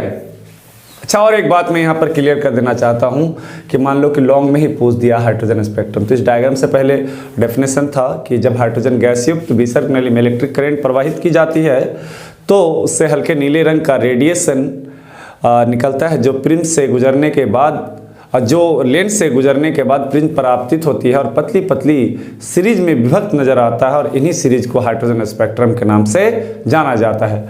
1885 ईस्वी में इसका विधिवत सर्वप्रथम जो अध्ययन किया था वो साइंटिस्ट बामर ने किया था। ठीक है। तो आई होप कि ये जो है पूरा हाइड्रोजन स्पेक्ट्रम कौन सा क्षेत्र में बन रहा है, कहाँ बन रहा है, इसका वेवलेंथ का फॉर्मूला क्या होगा, ये सारी चीज़ क्लियर है। ठीक है। कई बार यहाँ से जो है बामर, लाइमन या पास्टन को ब्रैकेट को 2 नंबरिया में डिफाइन करने के लिए बोल देता है। तो बिल्कुल ईजी है। ठीक है, घबराने की बात नहीं। आप ध्यानपूर्वक मेरे ख्याल से सुनेंगे, लिखेंगे, समझेंगे तो आसानी से लिख सकते हैं। चलिए, अब हम लोग जो है नेक्स्ट टॉपिक की ओर बढ़ते हैं। तो अब हम लोग के सामने जो टॉपिक है वो है radius of Bohr's stationary orbits, Bohr के अस्थायी कक्षाओं की त्रिज्या। ये काफ़ी इंपॉर्टेंट टॉपिक है। ठीक है। और लॉन्ग में कई बार क्वेश्चन पूछे गए हैं कि बोर के अनुसार जो है इलेक्ट्रॉन जो है अनिश्चित कक्षा में नहीं बल्कि निश्चित कक्षा में चक्कर काटते रहता है, और इन निश्चित कक्षा को स्टेबल ऑर्बिट्स के नाम से जाना जाता है। तो प्रत्येक, इसका मतलब है कि जब ऑर्बिट निश्चित है तो प्रत्येक ऑर्बिट का क्या होगा? रेडियस होगा, त्रिज्या होगा, जो कि सर्कुलर होता है। साथ ही साथ इलेक्ट्रॉन का वेलोसिटी भी निकालेंगे, उसका भी व्यंजक, और एनर्जी भी निकालेंगे। प्रत्येक जो अस्थायी कक्षा है उसका कुछ ना कुछ निश्चित ऊर्जा होता है जिसे एनर्जी लेवल कहा जाता है। तो सबसे पहले यहाँ पर ध्यान दो कि मान लो कि ये एटम है, परमाणु है। ठीक है।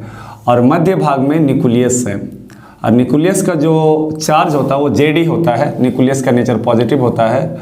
ठीक है। और इसका रेडियस r है, और इलेक्ट्रॉन जो है v वेग से गतिशील है। ठीक है। तो ये हमारा जो है न्यूक्लियस है। क्या है? ये हमारा न्यूक्लियस है। ठीक है, जिसको नाभिक कहा जाता है। और ये हमारा ऑर्बिट है जिसको कक्षा कहा जाता है। ठीक है। अब सबसे पहले है कि इलेक्ट्रॉन जो घूमता है तो घूमने के दौरान सेंट्रीपिटल फोर्स आरोपित होता है, और ये सेंट्रीपिटल फोर्स जो है इलेक्ट्रोस्टैटिक्स फोर्स के क्या होता है, बराबर होता है। तो सबसे पहले हम लोग यहाँ पर कहेंगे फ्रॉम बोर्स क्वांटम कंडीशन, ध्यान से देखो और समझो, बहुत ही इजी है, छोटा कैलकुलेशन है, बहुत हार्ड नहीं है। तो फ्रॉम बोर्स क्वांटम कंडीशन, तो हम लोग जानते हैं कि उसने एक फॉर्मूला दिया था एंगुलर मोमेंटम का, एम वी आर बराबर NH/2π होता है। समीकरण से हम लोग 1 मान लिए, काफ़ी इंपॉर्टेंट ये है। और घूमता हुआ जो इलेक्ट्रॉन का सेंट्रीपिटल फोर्स होता है वो इलेक्ट्रोस्टैटिक फोर्स के क्या होता है, बराबर होता है। ठीक है, तो यहाँ पर हम लोग कहेंगे कि सेंट्रीपिटल फोर्स, घूमता हुआ इलेक्ट्रॉन का सेंट्रीपिटल फोर्स इलेक्ट्रोस्टैटिक्स फोर्स के बराबर होता है, इलेक्ट्रोस्टैटिक फोर्स के बराबर होता है। तो पहला जो फॉर्मूला है बोर्स क्वांटम कंडीशन है, इक्वेशन 1 मान लिया। सेंट्रीपिटल फोर्स का फॉर्मूला होता है mv²/r, और इलेक्ट्रोस्टैटिक्स जो कूलम्ब्स लॉ से प्राप्त होता है 1/4πε0, और न्यूक्लियस का जो चार्ज होता है वो Jd और गुना इलेक्ट्रॉन का चार्ज क्या है, E। वैसे इलेक्ट्रॉन का नेचर नेगेटिव होता है और न्यूक्लियस का नेचर पॉजिटिव होता है, तो नेगेटिव और पॉजिटिव यहाँ बैठाया नहीं जाता है। और डिस्टेंस, दोनों के बीच का डिस्टेंस क्या है, r²। ये Q1 का मान है, ये Q2 का मान है, ऑलरेडी हम लोग जानते हैं। यहाँ एक r है, यहाँ 2 r है, तो एक r कैंसिल हो गया। तो हमारे पास क्या बच रहा है, mv² बराबर, अच्छा Jd गुना E, तो Ze² और बटे 4πε0 और इंटू r बच रहा है। समीकरण से हम लोग 2 मान लिए, mv² बराबर। अब हम लोग क्या करेंगे कि समीकरण 1 का जो है LHS और RHS को स्क्वायरिंग करके समीकरण 2 से भाग देंगे। तो यहाँ पर हम लोग लिखेंगे कि इक्वेशन 1 का वर्ग मतलब स्क्वायर कर इक्वेशन 2 से भाग देने पर, ठीक है। इक्वेशन 1 का वर्ग कर इक्वेशन 2 से भाग देने पर, तो इक्वेशन 1 को वर्ग करो तो LHS क्या है, mv/r का होल स्क्वायर हो जाएगा, और बेटे इक्वेशन 2 का LHS देखिए क्या है, mv²। यानी इक्वेशन 1 को दोनों तरफ क्या करने पर, वर्ग करने पर, स्क्वायरिंग करने पर, और इक्वेशन 2 से क्या करने पर, डिवाइड करने पर। तो समीकरण 1 का LHS को वर्ग किए, स्क्वायर किए, और समीकरण 2 का LHS से भाग दिए। उसी प्रकार समीकरण 1 का RHS बोलिए क्या है, NH/2π का होल स्क्वायर हो जाएगा, और बेटे किससे भाग देना है, समीकरण 2 का RHS से भाग देना है, Ze²/4πε0 इंटू r। बिल्कुल एकदम बहुत ईजी है और इजी वे में ही समझना है, ठीक है। तो यहाँ पर हम लोग mv/r सबका होल स्क्वायर है, तो m²v² इंटू r², और नीचे क्या होगा, mv² बराबर, अच्छा n का स्क्वायर तो n² h², अच्छा 2 का स्क्वायर कितना होगा 4, और पाई का स्क्वायर π², और नीचे वाला जो मान है यहाँ पर वो ऊपर चला जाएगा, और ऊपर वाला कहाँ जाएगा, नीचे। ये तो ऑलरेडी हम लोग जानते हैं 4πε0 इंटू r, और बटे ऊपर क्या है जी, Ze² है। देखो सब कुछ आप लोगों के सामने, ये बोर्स क्वांटम कंडीशन है, इलेक्ट्रोस्टैटिक्स का फॉर्मूला है, इधर सेंट्रीपिटल फोर्स है। सेंट्रीपिटल फोर्स जो होता है इलेक्ट्रोस्टैटिक फोर्स के बराबर होता है। r कैंसिल हो गया, तो mv² बराबर 1 गुना Jd गुना E, तो E गुना E, E² Jd² और 4πε0 इंटू r। अब समीकरण 1 का वर्ग किए, ठीक है, LHS और RHS दोनों में स्क्वायर किए, और समीकरण 2 से भाग दिए। भाग देने के बाद स्क्वायर को तोड़ दिए, और नीचे वाला मान ऊपर चला गया और ऊपर वाला मान नीचे आ गया। अच्छा बोलो यहाँ पर v² क्या हुआ, कैंसिल, एगो m यहाँ पर क्या हो गया, कैंसिल हो गया। यहाँ पर हम लोग देख रहे हैं कि एक 4 और 4 क्या हुआ, कैंसिल, यहाँ एगो पाई है, यहाँ स्क्वायर है, कैंसिल हो गया। मेरे ख्याल से लगता है कि और कुछ कटेगा, एक m कैंसिल हो गया है, एक m है। अच्छा ऊपर 2 गो r है, यहाँ पर एक r है, यहाँ r है, और एक स्क्वायर क्या हुआ, कैंसिल हो गया। तो अगर हम देखें ओवरऑल मिलाकर, तो हमारे पास एक m बच रहा है और इंटू एक r बच रहा है बराबर, और यहाँ पर क्या बच रहा है, n² h² और इंटू ε0 बच रहा है। अच्छा पाई 2 था ऊपर नीचे, ऊपर 1 था, तो 1 तो कट गया, तो 1 बचा, पाई, और यहाँ जेड और ई स्क्वायर बचा हुआ, जेड ई स्क्वायर। ठीक है, और लग रहा है कुछ आप लोग का कि कटा है या बचा है, बस इतना ही। हमें आर का व्यंजक निकालना है। ठीक है, तो एम जाके क्या होगा, भाग लग जाएगा, एम जाके भाग लग जाएगा, कोई बड़ा मुद्दा नहीं है। तो यहाँ पर हम लोग कहेंगे अच्छा 4 तो कैंसिल हो गया, हाँ 4 भी कैंसिल हो गया है। तो यहाँ पर एक चीज़ और, तो आर बराबर, तो फाइनली आर बराबर हम लोग देख रहे हैं यहाँ पर कि n square h square into epsilon naught और बटे एम आकर डिवाइड हो जाएगा तो पाई जेड ई स्क्वायर, तो एम पाई और जेड ई स्क्वायर। ठीक है, अच्छा इसको हम लोग थोड़ा सा और मॉडिफाइड करेंगे। आर बराबर एन स्क्वायर बटे जेड को आगे कर लिए और बाकी बात जो है H square into epsilon not बटे पाई, पाई को आगे कर दिए, एम को पीछे किए और ई स्क्वायर को बाद में कर दिए। ठीक है, और इसे समीकरण हम लोग जो है थर्ड मान लिए, थर्ड इक्वेशन इसे मान लिए। चलो सबको ही बताओ, यहाँ तक कोई दिक्कत है आप लोग का? बिल्कुल आप लोग के सामने कैलकुलेशन है, अगर आपको कहीं भी दिक्कत है तो आप पीछे जाके देख सकते हैं, इसी वीडियो का जो पीछे जाके देख सकते हैं। इक्वेशन 1 और इक्वेशन 2 के मदद से हम लोग ये है रेडियस, रेडियस का व्यंजक प्राप्त कर लिए। ठीक है, तो हम लोग कह सकते हैं कि समीकरण 3 जो है वो अस्थायी कक्षा की त्रिज्या का व्यंजक है। यानी यहाँ पर हम लोग कह सकते हैं, ध्यान से सुनो, कि समीकरण 3 या इक्वेशन 3, ठीक है, समीकरण 3 अस्थायी कक्षा, परमाणु की अस्थायी कक्षा की त्रिज्या का व्यंजक है, की त्रिज्या का व्यंजक है। तो इस तरह से जो radius of Bohr's stationary orbit मांग रहा था, बोर के अस्थायी कक्षा की त्रिज्या का व्यंजक मांग रहा था, वो आप लोग के सामने प्रूव्ड हो चुका है और ये काफ़ी इंपॉर्टेंट है। काफ़ी इंपॉर्टेंट मैं इसीलिए बोल रहा हूँ कि कई बार एग्जाम में पूछे गए हैं। अच्छा साथ ही साथ यहाँ पर देखो 4s एटम, यहाँ तक कंप्लीट है, यहाँ तक आप पहले नोट कर लो, इसके बाद हम लोग दूसरे टॉपिक में जस्ट आगे बढ़ेंगे। 4h एटम, H मतलब हाइड्रोजन एटम, तो हाइड्रोजन एटम के लिए जो Z का मान होता है वो क्या होता है, 1 होता है। तो R बराबर एन स्क्वायर और Z का मान 1 बैठाएंगे तो एन स्क्वायर बटे ये, तो एन स्क्वायर और H square into epsilon not बटे पाई एम ई स्क्वायर। ठीक है, तो ये जो n है इसका मतलब है कि यहाँ से एक ऑब्जेक्टिव निकल रहा है। यहाँ तक का हम ये कर सकते हैं, यहाँ पर आप लिख सकते हैं कि रेडियस जो है वो नंबर ऑफ ऑर्बिट्स के वर्ग का सीधा समानुपाती होता है। ये काफ़ी VVI इंपॉर्टेंट ऑब्जेक्टिव है जो कई बार एग्जाम में पूछा गया है। ठीक है, देखो हाइड्रोजन एटम के लिए ही जो है बोर साहब ने एक्सप्लेन किया था। तो ये जो ऑब्जेक्टिव है आपका कई बार पूछा गया है कि नंबर ऑफ जो ऑर्बिट्स है वो रेडियस, ठीक है, रेडियस और दोनों नंबर ऑफ ऑर्बिट्स में क्या ये है, तो नंबर ऑफ रेडियस जो है नंबर ऑफ ऑर्बिट्स के वर्ग का सीधा क्या होता है, समानुपाती होता है, R समानुपाती n स्क्वायर होता है। ये VVI ऑब्जेक्टिव है, कई बार एग्जाम में पूछे गए हैं। हो सकता है कि 2024 में बोर्ड में पूछ दे आपका। अब है कि ये कांस्टेंट वैल्यू है, इसका जो मान होता है, इसका जो टोटल कंप्लीट जो मान होता है R बराबर होता है 0.53 इंटू एन स्क्वायर, n को पीछे लेके आ गए। ठीक है, और इसका मान होता है एंगस्ट्रम में होता है, किस में होता है, एंगस्ट्रम में। R बराबर 0.53 इंटू एन स्क्वायर एंगस्ट्रम।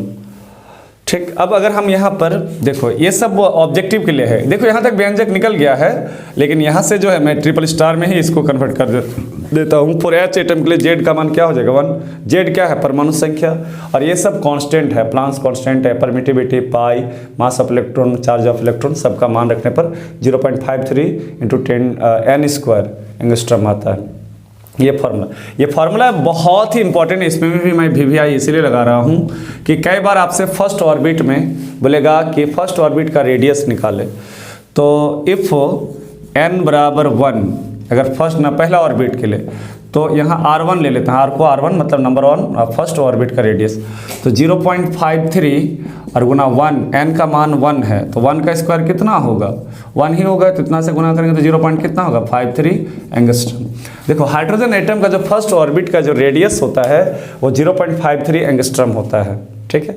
अब तक हम लोग पढ़ रहे थे कि इलेक्ट्रॉन जो है वृत्ताकार पथ में चक्कर काटते रहता है, लेकिन बोर साहब ने क्या किया, थ्योरी की मदद से, फार्मूला की मदद से पूरा का पूरा साबित कर दिया। आपके सामने पूरा फार्मूला है, एक थ्योरी है, और थ्योरी इस बात को साबित करता है, ठीक है, कि आपको वेरीफाइड कर रहा है। अच्छा, अगर मान लो कि दूसरा कक्षा का रेडियस निकालने बोल दे आपको, मान लो कि n बराबर 2 निकालने बोल दे, तो यहाँ पर R2 बराबर तो 0.53 और गुना यहाँ n का मान 2 है, नंबर ऑफ ऑर्बिट 2 है, तो 2 का स्क्वायर कितना होगा 4 को 0.5 से हम गुना करेंगे तो 4 तिया 12, 12 का 2 हमारा है 1, 4 पंचे 20 और 1 कितना हो जाएगा 21, यानी 2.12 एंगस्ट्रम हो जाएगा। इसी तरह से अगर आपको इफ n बराबर तीसरा कक्षा का अगर रेडियस निकालने बोल दे तो 0.53 और यहाँ पर n के जगह 3 का स्क्वायर हो जाएगा। तो 3 का स्क्वायर कितना होता है 9, ठीक है, 3 का स्क्वायर 9 होता है, 9 को गुना कर दो तो 9 दूना 18, 9 तिया 27 का 7 रहा 2 और 9 पचे 45 और 2 कितना हो जाएगा 47 हो जाएगा, यानी 4.77 एंगस्ट्रम हो जाएगा, ठीक है। 9 तो 9 तिया 27 का 7 रहा 2 और 9 पचे 45, 45 और 2 47, तो 4.77। इसी तरह से चौथा अगर बोलेगा तो 4 का स्क्वायर 16 हो जाएगा, ठीक है, आप 16 को इससे गुना करके जो मान आएगा वही हो जाएगा। इस तरह से हम लोग किसी भी, अब यहाँ पर ध्यान दो, बात उठ रहा है कि ये हम हाइड्रोजन एटम का निकाल रहे हैं, हाइड्रोजन एटम का हमको स्पेशली बोला है इसलिए हम यहाँ पर निकाल रहे हैं। अच्छा, मान लो अगर हीलियम का बोलता, लिथियम का बोलता, सोडियम का बोलता, कैल्शियम का बोलता, सोना का बोलता, लोहा का बोलता, पारा का बोलता, और मान लो कोई भी अगर पारा बोलता तो Hg एटम के लिए जेड का मान कितना होगा 80 हो जाएगा, ठीक है। फिर जैसे जैसे मान रखेंगे वैसे वैसे क्या होगा निकलते जाएगा, ठीक है। ये जेड हो गया परमाणु संख्या, सोडियम कितना होता है 11 होता है, ठीक है। जो भी एलिमेंट है, अगर क्लोरीन बोलेगा तो 17 हो जाएगा। तो इस तरह से किसी भी 1 से लेकर 118 तक एलिमेंट, जितना भी एलिमेंट अब तक खोज हो चुका है, सभी का हम इस फार्मूला के मदद से रेडियस निकाल सकते हैं। तो आई होप कि ये जो थ्योरी है पूरा कंप्लीट है और काफ़ी इंपॉर्टेंट है और आप लोग को 100% समझ में भी आ गया होगा। अब हम लोग नेक्स्ट पार्ट की ओर बढ़ेंगे। तो अब हम लोग जो है बात करेंगे कि velocity of electron in stationary orbits, अस्थायी कक्षाओं में इलेक्ट्रॉन का वेग या अस्थायी कक्षा में इलेक्ट्रॉन का वेग वेलोसिटी क्या होगा। क्योंकि बोर साहब ने कहा था कि इलेक्ट्रॉन जो है निश्चित कक्षा में घूमते रहता है और इन इलेक्ट्रॉन का एंगुलर मोमेंटम होता है, तो जब घूमते रहता है तो कुछ ना कुछ वेग होगा, ठीक है। तो आइए देखते हैं। अब हम लोग क्या करेंगे, समीकरण 3 में जो r का व्यंजक निकाला हुआ है, इस r का मान समीकरण 1 में रखेंगे। तो यहाँ पर हम लिखेंगे कि r का मान इक्वेशन फर्स्ट में रखने पर, put up the value of r in equation 1, तो इक्वेशन 1 में रखने पर तो r का मान जो है समीकरण 1 में रखेंगे। आइए देखते हैं कहाँ है समीकरण 1, यही है ना। तो समीकरण 1 m v और इंटू इसलिए कर दिए क्योंकि r का मान रखना है, r इंटू r। तो r का मान क्या है n स्क्वायर बटे जेड और h square into epsilon not बटे पाई m ई स्क्वायर बराबर क्या है NH बाय 2 पाई है। देखो यहाँ से गौर से देखो, मतलब कि ऐसा नहीं कि हड़बड़ी नहीं करना है। एम भी इंटू आर, तो आर का मान तो यहाँ से रख दिए हैं, ठीक है। आर का मान क्या है एन स्क्वायर बटे Z into H square into epsilon not बटे पाई एम ई स्क्वायर बराबर एन एच बाई 2 पाई। अब देखो कुछ कटेगा क्या, तो मेरे ख्याल से तो लगता है कुछ कट जाएगा। क्या कटेगा, तो पहला तो हम देख रहे हैं कि m और m कट जाएगा। अच्छा, दूसरा क्या देख रहे हैं, दूसरा हम देख रहे हैं कटेगा बहुत कुछ, लेकिन हमें नज़र नहीं आ रहा है। अच्छा, यहाँ पर स्क्वायर है तो, और यहाँ पर h है तो h कैंसिल हो गया, यहाँ भी स्क्वायर है n पर तो n कैंसिल हो गया। अच्छा, यहाँ पाई है तो यहाँ भी क्या हो गया, पाई कैंसिल हो गया। लग रहा है कि बहुत कुछ कट गया। तो देख रहे हैं क्या क्या बच रहा है, तो भी बच रहा है और 1 गुना n बटे जेड और यहाँ पर एक h बचा है, एप्सिलॉन नॉट बचा है और पाई m तो कैंसिल हो गया है, ई स्क्वायर बराबर, और यहाँ पर 1 बटे सिर्फ 2 बचा है। तो नीचे वाला कहाँ चला जाएगा, ऊपर, और ऊपर वाला कहाँ जाएगा, नीचे। तो v बराबर जेड गुना ई स्क्वायर, तो जेड ई स्क्वायर गुना 1, तो जेड ई स्क्वायर बटे एन एच एप्सिलॉन नॉट, तो 2n, देखो सब ऊपर वाला नीचे आ जाएगा, 2n H ε0, ठीक है। चलो अगर मैं देख लूँ तो और कहीं कुछ नहीं बचा है, सब कट गया है, ठीक है। तो v बराबर जेड ई स्क्वायर बटे 2n इंटू H ε0। तो इसे समीकरण हम लोग 4 मान लेते हैं। समीकरण क्या मान लेते हैं? 4। और यही जो है अस्थाई कक्षा में इलेक्ट्रॉन का वेग का व्यंजक है, ठीक है। यानी इसी को जो है क्या कहा जाता है? Expression of velocity of electron in stationary orbit. तो यहाँ पर हम लोग लिख लेंगे कि यह समीकरण अस्थाई कक्षा में इलेक्ट्रॉन के वेग का व्यंजक है, इलेक्ट्रॉन के वेग का व्यंजक है, ठीक है। इस तरह से हम लोग कह सकते हैं कि समीकरण जो 4 है आपका, ठीक है, ध्यान से देखो, समीकरण जो 4 है, ठीक है, वो अस्थाई कक्षा में इलेक्ट्रॉन का वेलोसिटी का क्या है? वेलोसिटी का व्यंजक है। तो आई होप कि ये क्लियर है। अब यहाँ से भी कुछ ऑब्जेक्टिव निकलते हैं इस फॉर्मूला से, ये सारी ऑब्जेक्टिव को हम लोग निकालते हैं। देखो कितना छोटा प्रूव्ड हो गया, बस r का मान जैसे ही समीकरण 1 में रखते हैं हम लोग, तो हम लोग का वेलोसिटी ऑफ इलेक्ट्रॉन का व्यंजक प्राप्त हो जाता है। तो आई होप कि ये क्लियर है। अब हम लोग जो है इसको मैं मिटा रहा हूँ। यहाँ पर एक नज़र आप लोग देख लो कि ये इक्वेशन अभी जरूरी पड़ेगा और ये भी हमें अभी जरूरी पड़ेगा इक्वेशन, तो इसको फिलहाल मैं मिटा रहा हूँ। या अब इसको जो है हम लोग ट्रिपल स्टार में थोड़ा सा कुछ जो है निकाल रहे हैं। v बराबर, सबसे पहले z और n को अलग करो, तो z बटे n को अलग कर दिए तो घर में कौन बचा? e स्क्वायर बटे 2h ε0 बचा, ठीक है। 4h एटम हाइड्रोजन एटम के लिए, तो z का मान कितना होता है? 1, तो 1 से ही करेंगे तो ये, तो 1 बटे n हो जाएगा इंटू ई स्क्वायर बटे 2h ε0, ठीक है। तो एक तरह का फॉर्मूला है H एटम के लिए। साथ ही साथ यहाँ से ऑब्जेक्टिव निकलता है कि वेलोसिटी ऑफ इलेक्ट्रॉन जो है वो नंबर ऑफ ऑर्बिट्स के व्युत्क्रमानुपाती होता है। तो ये काफ़ी इंपॉर्टेंट है। ये जो पार्ट आप देख रहे हैं यही है VVI, पूछ लेगा आपको कि इलेक्ट्रॉन का वेलोसिटी और नंबर ऑफ ऑर्बिट्स में क्या संबंध है, क्या रिलेशन है। तो आपको ये ऑप्शन में दे सकता है v समानुपाती 1 बटे n। इसका मतलब है नंबर ऑफ ऑर्बिट्स की जो संख्या है वो इलेक्ट्रॉन के वेग का व्युत्क्रमानुपाती होता है। अच्छा, क्या मीनिंग है इसका? मीनिंग ये है कि जैसे से नंबर ऑफ ऑर्बिट्स बढ़ते जाएगा, वैसे वैसे जो है वेलोसिटी का मान क्या हो जाएगा? घटते जाएगा, ठीक है। लेकिन यहाँ पर जो है कुछ अलग था कि जैसे जैसे नंबर ऑफ ऑर्बिट्स बढ़ते जा रहा था, मतलब दूरी बढ़ते जा रहा था, ठीक है, तो रेडियस का मान क्या हो रहा था? बढ़ रहा था। जैसे हम लोग कैलकुलेशन करके 3-4 ऑर्बिट देखे, वहाँ पर बढ़ रहा था। लेकिन यहाँ पर ऐसा कुछ नहीं है, यहाँ पर उल्टा है कि नंबर ऑफ ऑर्बिट बढ़ेगा तो इलेक्ट्रॉन का वेलोसिटी क्या होगा? धीरे धीरे घटेगा, ठीक है। तो ये सारी चीज़ ये कर लो। अब है कि इसका मान फिक्स होता है, तो इसका मान क्या होता है? तो v बराबर 1 बटे n, और इसका मान होता है 2.19 होता है, 19 तो 2.2 लेते हैं इंटू 10⁶ मीटर पर सेकेंड। तो इसको इतना से गुना करेंगे तो v बराबर 2.2 इंटू 10⁶ और नीचे n, ठीक है, ये मीटर पर सेकेंड है। ऑब्लिक को हटाएंगे तो माइनस आ जाएगा। तो इस तरह से हम लोग किसी भी कक्षा का निकाल सकते हैं। जैसे मान लो कि इफ फर्स्ट ऑर्बिट में n बराबर 1, तो v1 बराबर फर्स्ट ऑर्बिट में इलेक्ट्रॉन, तो 2.2 को n से भाग देंगे तो कितना हो जाएगा? 2.2 इंटू 10⁶ मीटर पर सेकेंड हो जाएगा। इसी तरह से दूसरा ऑर्बिट में इलेक्ट्रॉन का अगर हम वेलोसिटी निकालेंगे तो v2 बराबर, तो 2.2 को अगर n का मान 2 रखेंगे तो क्या हो जाएगा? 1.1 इंटू 10⁶ मीटर पर सेकेंड हो जाएगा।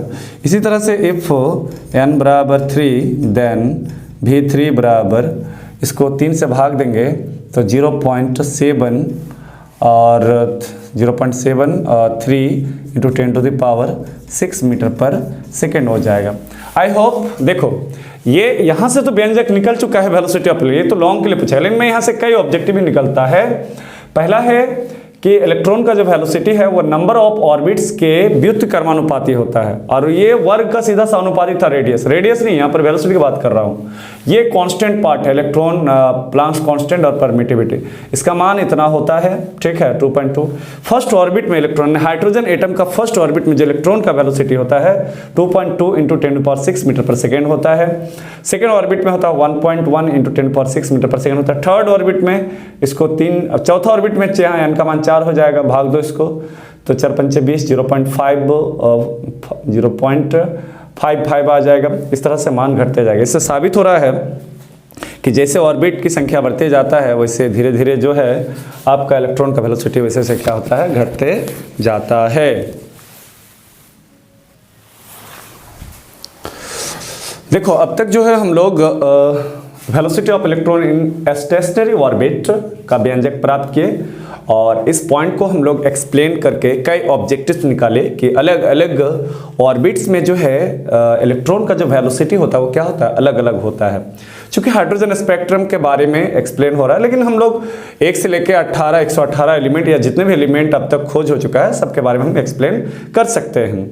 और हम लोग ने देखा कि नंबर ऑफ ऑर्बिट जैसे जैसे बढ़ता है इलेक्ट्रॉन का वेलोसिटी वैसे वैसे क्या होता है, घटता है। अब है तीसरा पार्ट जो हमारा वो है energy of electron in stationary orbit, ठीक है, अस्थायी कक्षा में इलेक्ट्रॉन की ऊर्जा। देखो पहला जो पार्ट है वो क्या था, रेडियस था, radius of Bohr's stationary orbit, जिसमें रेडियस का व्यंजक था r बराबर m स्क्वायर बटे z into epsilon e h square into epsilon not बटे पाई m e स्क्वायर। उसी तरह से वेलोसिटी ऑफ इलेक्ट्रॉन का व्यंजक v बराबर z e स्क्वायर बटे 2n h एप्सिलॉन नॉट था यहाँ पर, ठीक है। अब हम लोग आगे की ओर बढ़ते हैं। अब है कि एनर्जी, तो इलेक्ट्रॉन जो है मूव करते रहता है, गतिशील रहता है, तो काइनेटिक एनर्जी रहेगा। और यहाँ पर न्यूक्लियस पर चार्ज पॉजिटिव चार्ज, इलेक्ट्रॉन पर नेगेटिव चार्ज होता है, ठीक है, तो वहाँ पोटेंशियल एनर्जी लगेगा। तो सबसे पहले हम लोग काइनेटिक एनर्जी का फॉर्मूला लिखेंगे। तो काइनेटिक एनर्जी तो सबको ही हम लोग जानते हैं कि काइनेटिक एनर्जी के बराबर क्या फॉर्मूला होता है, हाफ mv स्क्वायर होता है। दूसरा है कि के बराबर 1/2 और mv स्क्वायर का अभी जस्ट समीकरण 2 में आप लोग को मैंने फॉर्मूला बताया था कि mv स्क्वायर का फॉर्मूला क्या होता है, जेड ई स्क्वायर बटे होता है आपका 4 pi epsilon naught into r होता है, ठीक है। जेड ई स्क्वायर क्या होता है, और बटे 4 पाई एप्सिलॉन नॉट जेड ई गुना ई बटे आर स्क्वायर था, तो आर आर तो कैंसिल हो गया, तो एम भी स्क्वायर बराबर ये था, ठीक है। एम भी स्क्वायर यानी समीकरण 2 से आप देख सकते हैं। तो के बराबर 1 गुना जेड ई स्क्वायर, तो क्या हो जाएगा जेड ई स्क्वायर, और 4 गुना कितना हो जाएगा 8 pi epsilon naught into r. समीकरण इसे हम लोग 5 मान लेते हैं क्योंकि 4 तक तो माना हुआ है। अच्छा देखो ये सभी थ्योरी को जो है ना, रेडियस हुआ, वेलोसिटी हुआ, उसके बाद हम लोग एनर्जी निकाल रहे हैं, तीनों को एक ही थ्योरी मानते हुए आगे बढ़ रहे हैं। इसीलिए मैं बढ़ रहा हूँ आगे, क्योंकि हम जैसे से आगे बढ़ रहे हैं हमें पीछे वाली इक्वेशन जरूरत पड़ रहा है, इसलिए इक्वेशन हम एक प्रॉपर ढंग से पहले 3 इक्वेशन यहाँ तक तो बोर का 3 इक्वेशन में प्रूव हो गया, ये चौथा इक्वेशन, अब 5वां इक्वेशन निकल गया। अब यहाँ पर हम लोग कहेंगे कि पोटेंशियल एनर्जी, तो अगेन पोटेंशियल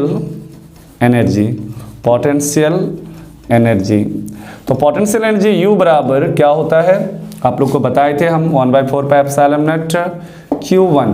तो Q1 का काम कौन कर रहा है, न्यूक्लियस, इसका मान क्या है प्लस JD, और Q2 का काम कौन कर रहा है, इलेक्ट्रॉन, तो माइनस E। देखो यहाँ पर अगर पॉजिटिव है तो पॉजिटिव बैठाना होगा, नेगेटिव है तो नेगेटिव, और बटे R होता है, नॉट R स्क्वायर बैठा हुआ तो फिर कूलम्स लॉ को फॉलो कर लेगा, ये ध्यान रखना है। तो U बराबर 1 गुना JD और माइनस E, तो प्लस और माइनस क्या हो जाएगा, माइनस ZE स्क्वायर, और नीचे क्या हो जाएगा 4 pi epsilon naught into r हो जाएगा। समीकरण से 6 मान लिए। तो यहाँ पर देखो 2 फॉर्मूला एनर्जी में और एक्स्ट्रा आया, एक काइनेटिक एनर्जी का और एक किसका आया, पोटेंशियल एनर्जी का, ठीक है। और काफ़ी इंपॉर्टेंट है, ये काफ़ी इंपॉर्टेंट है, इसलिए इसको आप ध्यान में रखेंगे। अच्छा मैं इसको मिटा रहा हूँ क्योंकि हमें प्लेस की कमी महसूस हो रहा है, तो फिलहाल मैं इसको मिटा रहा हूँ, ये मुझे ज़रूरत नहीं है अब, क्योंकि इसका थ्योरी प्रूव हो चुका है। अब है कि इन दोनों एनर्जी को मिलाएंगे तो टोटल एनर्जी निकल जाएगा। तो यहाँ पर हम लोग कहेंगे कि टोटल एनर्जी। अच्छा यहाँ देखो ना, यहाँ पर कौन सा एनर्जी था, काइनेटिक एनर्जी था, और यहाँ पर कौन सा एनर्जी है, पोटेंशियल एनर्जी है। ठीक, तो टोटल एनर्जी को हम लोग E मान लिए और K प्लस क्या हो जाएगा U। तो E बराबर K का मान समीकरण 5 से बोलो, ZE² बटे 8 pi epsilon naught into r, और प्लस और यहाँ पर क्या है माइनस, माइनस ZE² बटे क्या हो जाएगा 4 pi epsilon naught into r. ठीक है, आई होप कि यहाँ तक क्लियर है। अब हम लोग E बराबर, अब यहाँ पर एलसीएम लो, तो 8 pi epsilon naught into r और 4 पाई, तो 8 pi epsilon naught into r, तो इसको इतना से डिवाइड करेंगे तो क्या होगा, ZE² ही होगा, और यहाँ पर माइनस 4 को 8 से 4 को डिवाइड करेंगे 8 में, तो यहाँ पर 2 आ जाएगा, तो 2ZE²। देखो यहाँ पर 8 है, यहाँ पर 4 है, तो 4 दूना कितना होगा 8, तो 2 यहाँ पर गुना हो जाएगा, तो 2ZE² में ZE² घटेगा, तो E बराबर क्या हो जाएगा माइनस ZE² बटे 8 pi epsilon naught into r. अब है कि इस R को हटाना है। ठीक है, देखो इसको मतलब दोनों K और U का मान पुटअप करने के बाद जो है कैलकुलेशन एलसीएम लिया, एलसीएम लेने के बाद यहाँ पर माइनस आ गया। अब है कि R का मान रखने पर, ठीक है, R का मान रखने पर, तो R का मान तो हम लोग प्रूव किया हुआ है रखने पर, यानी R हो गया रेडियस, और रेडियस का व्यंजक यहाँ पर है, तो यहाँ पर हम लोग कहेंगे कि E बराबर माइनस ZE² बटे 8 पाई एप्सिलॉन नॉट और गुना अब R का मान रखो, R का मान बोलो तो क्या है, तो n² h² एप्सिलॉन नॉट और बटे Z पाई m/e², तो ये नीचे ना लिखकर हम ऊपर लिख देते हैं, नीचे ना लिखे, चूंकि नीचे है तो फिर नीचे से कहाँ चला जाएगा ऊपर, तो ऊपर लिख देते हैं, तो Z पाई m/e² लिख दिए। कोई दिक्कत है आप लोग को, कोई दिक्कत नहीं होना चाहिए। ठीक है, अब देखो क्या क्या कटेगा, तो मेरे ख्याल से Z तो ऊपर है नहीं कटेगा, E² E पर इसका ये तो ऊपर ही है, पाई और पाई कट जाएगा लगता है, M है M नहीं है, E है नहीं, और कुछ कटेगा नहीं। ठीक है, पूरा देख लो, तो E बराबर हो जाएगा माइनस Z गुना Z² और E² गुना E², तो E पर पावर 4 हो जाएगा, और यहाँ पर क्या बचा M तो नहीं है नीचे, M बटे क्या है 8, यहाँ पर 8 है epsilon not n² h² epsilon, और सॉरी स्टूडेंट सॉरी, यहाँ पर 2 एप्सिलॉन नॉट है ना, epsilon not Guna epsilon not, तो एप्सिलॉन नॉट स्क्वायर हो जाएगा। ठीक है, अब 14 जगह लिखने की क्या जरूरी है। तो ये हो गया एनर्जी का जो है फाइनल व्यंजक, यही है एनर्जी का व्यंजक, एनर्जी का व्यंजक, एक्सप्रेशन ऑफ एनर्जी। ठीक है, व्यंजक है। तो इस तरह से एनर्जी भी आपके सामने प्रूव्ड हो जाता है। इसको हम लोग सॉर्ट करेंगे अभी इसको, और जो है और इसका कई ऑब्जेक्टिव यहाँ से निकलेगा ये। तो सबसे पहले आप लोग जो है पहला पार्ट हमने प्रूव किया radius of Bohr's stationary orbit, दूसरा है वेलोसिटी ऑफ इलेक्ट्रॉन का वेग इन स्टेशनरी ऑर्बिट, और थर्ड जो पार्ट है energy of electron in stationary orbits. देखो ये इंपॉर्टेंट है, VVI है, इसीलिए VVI है कि कई बार 5 नंबरिया पूछा जाता है, ये भी इंपॉर्टेंट है। वेलोसिटी उतना इंपॉर्टेंट नहीं है, वो और बहुत छोटा भी है, अगर हम उसकी बात करें तो वो काफ़ी छोटा है, इसलिए उसको ज़्यादा नहीं पूछता है, ज़्यादातर ये दोनों है। जिसको आप लोग अच्छी तरह से लिख ले, पीछे वाला समीकरण का भी इसको देख के 1-2 बार रिवाइजिंग कर ले इस थ्योरी को। ठीक है, काफ़ी इंपॉर्टेंट है। और ये हो गया आपका फाइनली जो है एनर्जी का व्यंजक, यही है एनर्जी का व्यंजक, शॉर्ट में मैं लिख चुका हूँ। चलो ये तीनों पार्ट कंप्लीट हो गया, रेडियस कंप्लीट हो गया, वेलोसिटी ऑफ इलेक्ट्रॉन दोनों का व्यंजक कंप्लीट हो गया, उसको एक्सप्लेन भी कर दिए थे ऑब्जेक्टिव। अब इसको हम लोग सॉर्ट करेंगे कि किस तरह से हम लोग सॉर्ट निकाल सकते हैं, क्योंकि आपका electron mass, permittivity, Planck's constant, number of orbits या जो भी है, बहुत सारी चीज़ें यहाँ कांस्टेंट है। ठीक है, चलो मैं इसको मिटा रहा हूँ। अब यहाँ पर तुम लोग ये कर लो, ठीक है, इसको उतार लो, अब मिटा रहा हूँ यहाँ पर। ठीक है, नोट कर लेना अच्छा से, वीडियो को रोक के जो है अच्छा से कर लेना। सबसे पहले यहाँ पर देखो ट्रिपल स्टार में मैं क्या बताने जा रहा हूँ कि पहले फॉर्मूला लिखो, E बराबर माइनस Z² E पर पावर 4m बटे क्या है जी 8 एप्सिलॉन नॉट n² h²। पहले एक काम करो तो माइनस Z² बटे n² को अलग करो, और E पर पावर 4m बटे 8 एप्सिलॉन नॉट स्क्वायर और h स्क्वायर, क्योंकि n को तो बाहर कर दिया ना, ठीक है। तो सबसे पहला इंपॉर्टेंट है कि ये इंपॉर्टेंट पार्ट है, नंबर ऑफ ऑर्बिट्स और एनर्जी का जो सबसे इंपॉर्टेंट पार्ट है कि जैसे जैसे नंबर ऑफ ऑर्बिट्स बढ़ते जाता है, इलेक्ट्रॉन का जो एनर्जी है, ठीक है, वो धीरे धीरे क्या होता है, घटते जाता है। इसलिए यहाँ पर इस माइनस सिंबल का मतलब है कि जैसे जैसे ऑर्बिट्स की संख्या दूर जाते रहते हैं वैसे वैसे एनर्जी का मान क्या होता है, घटते जाता है, एनर्जी का लेवल। तो एनर्जी, ठीक है, एनर्जी जो है वो नंबर ऑफ ऑर्बिट्स के वर्ग का व्युत्क्रमानुपाती होता है। तो ये इंपॉर्टेंट है, इसको आप लोग सबसे पहले नोट कर लो, ये सब छोटी छोटी बात को।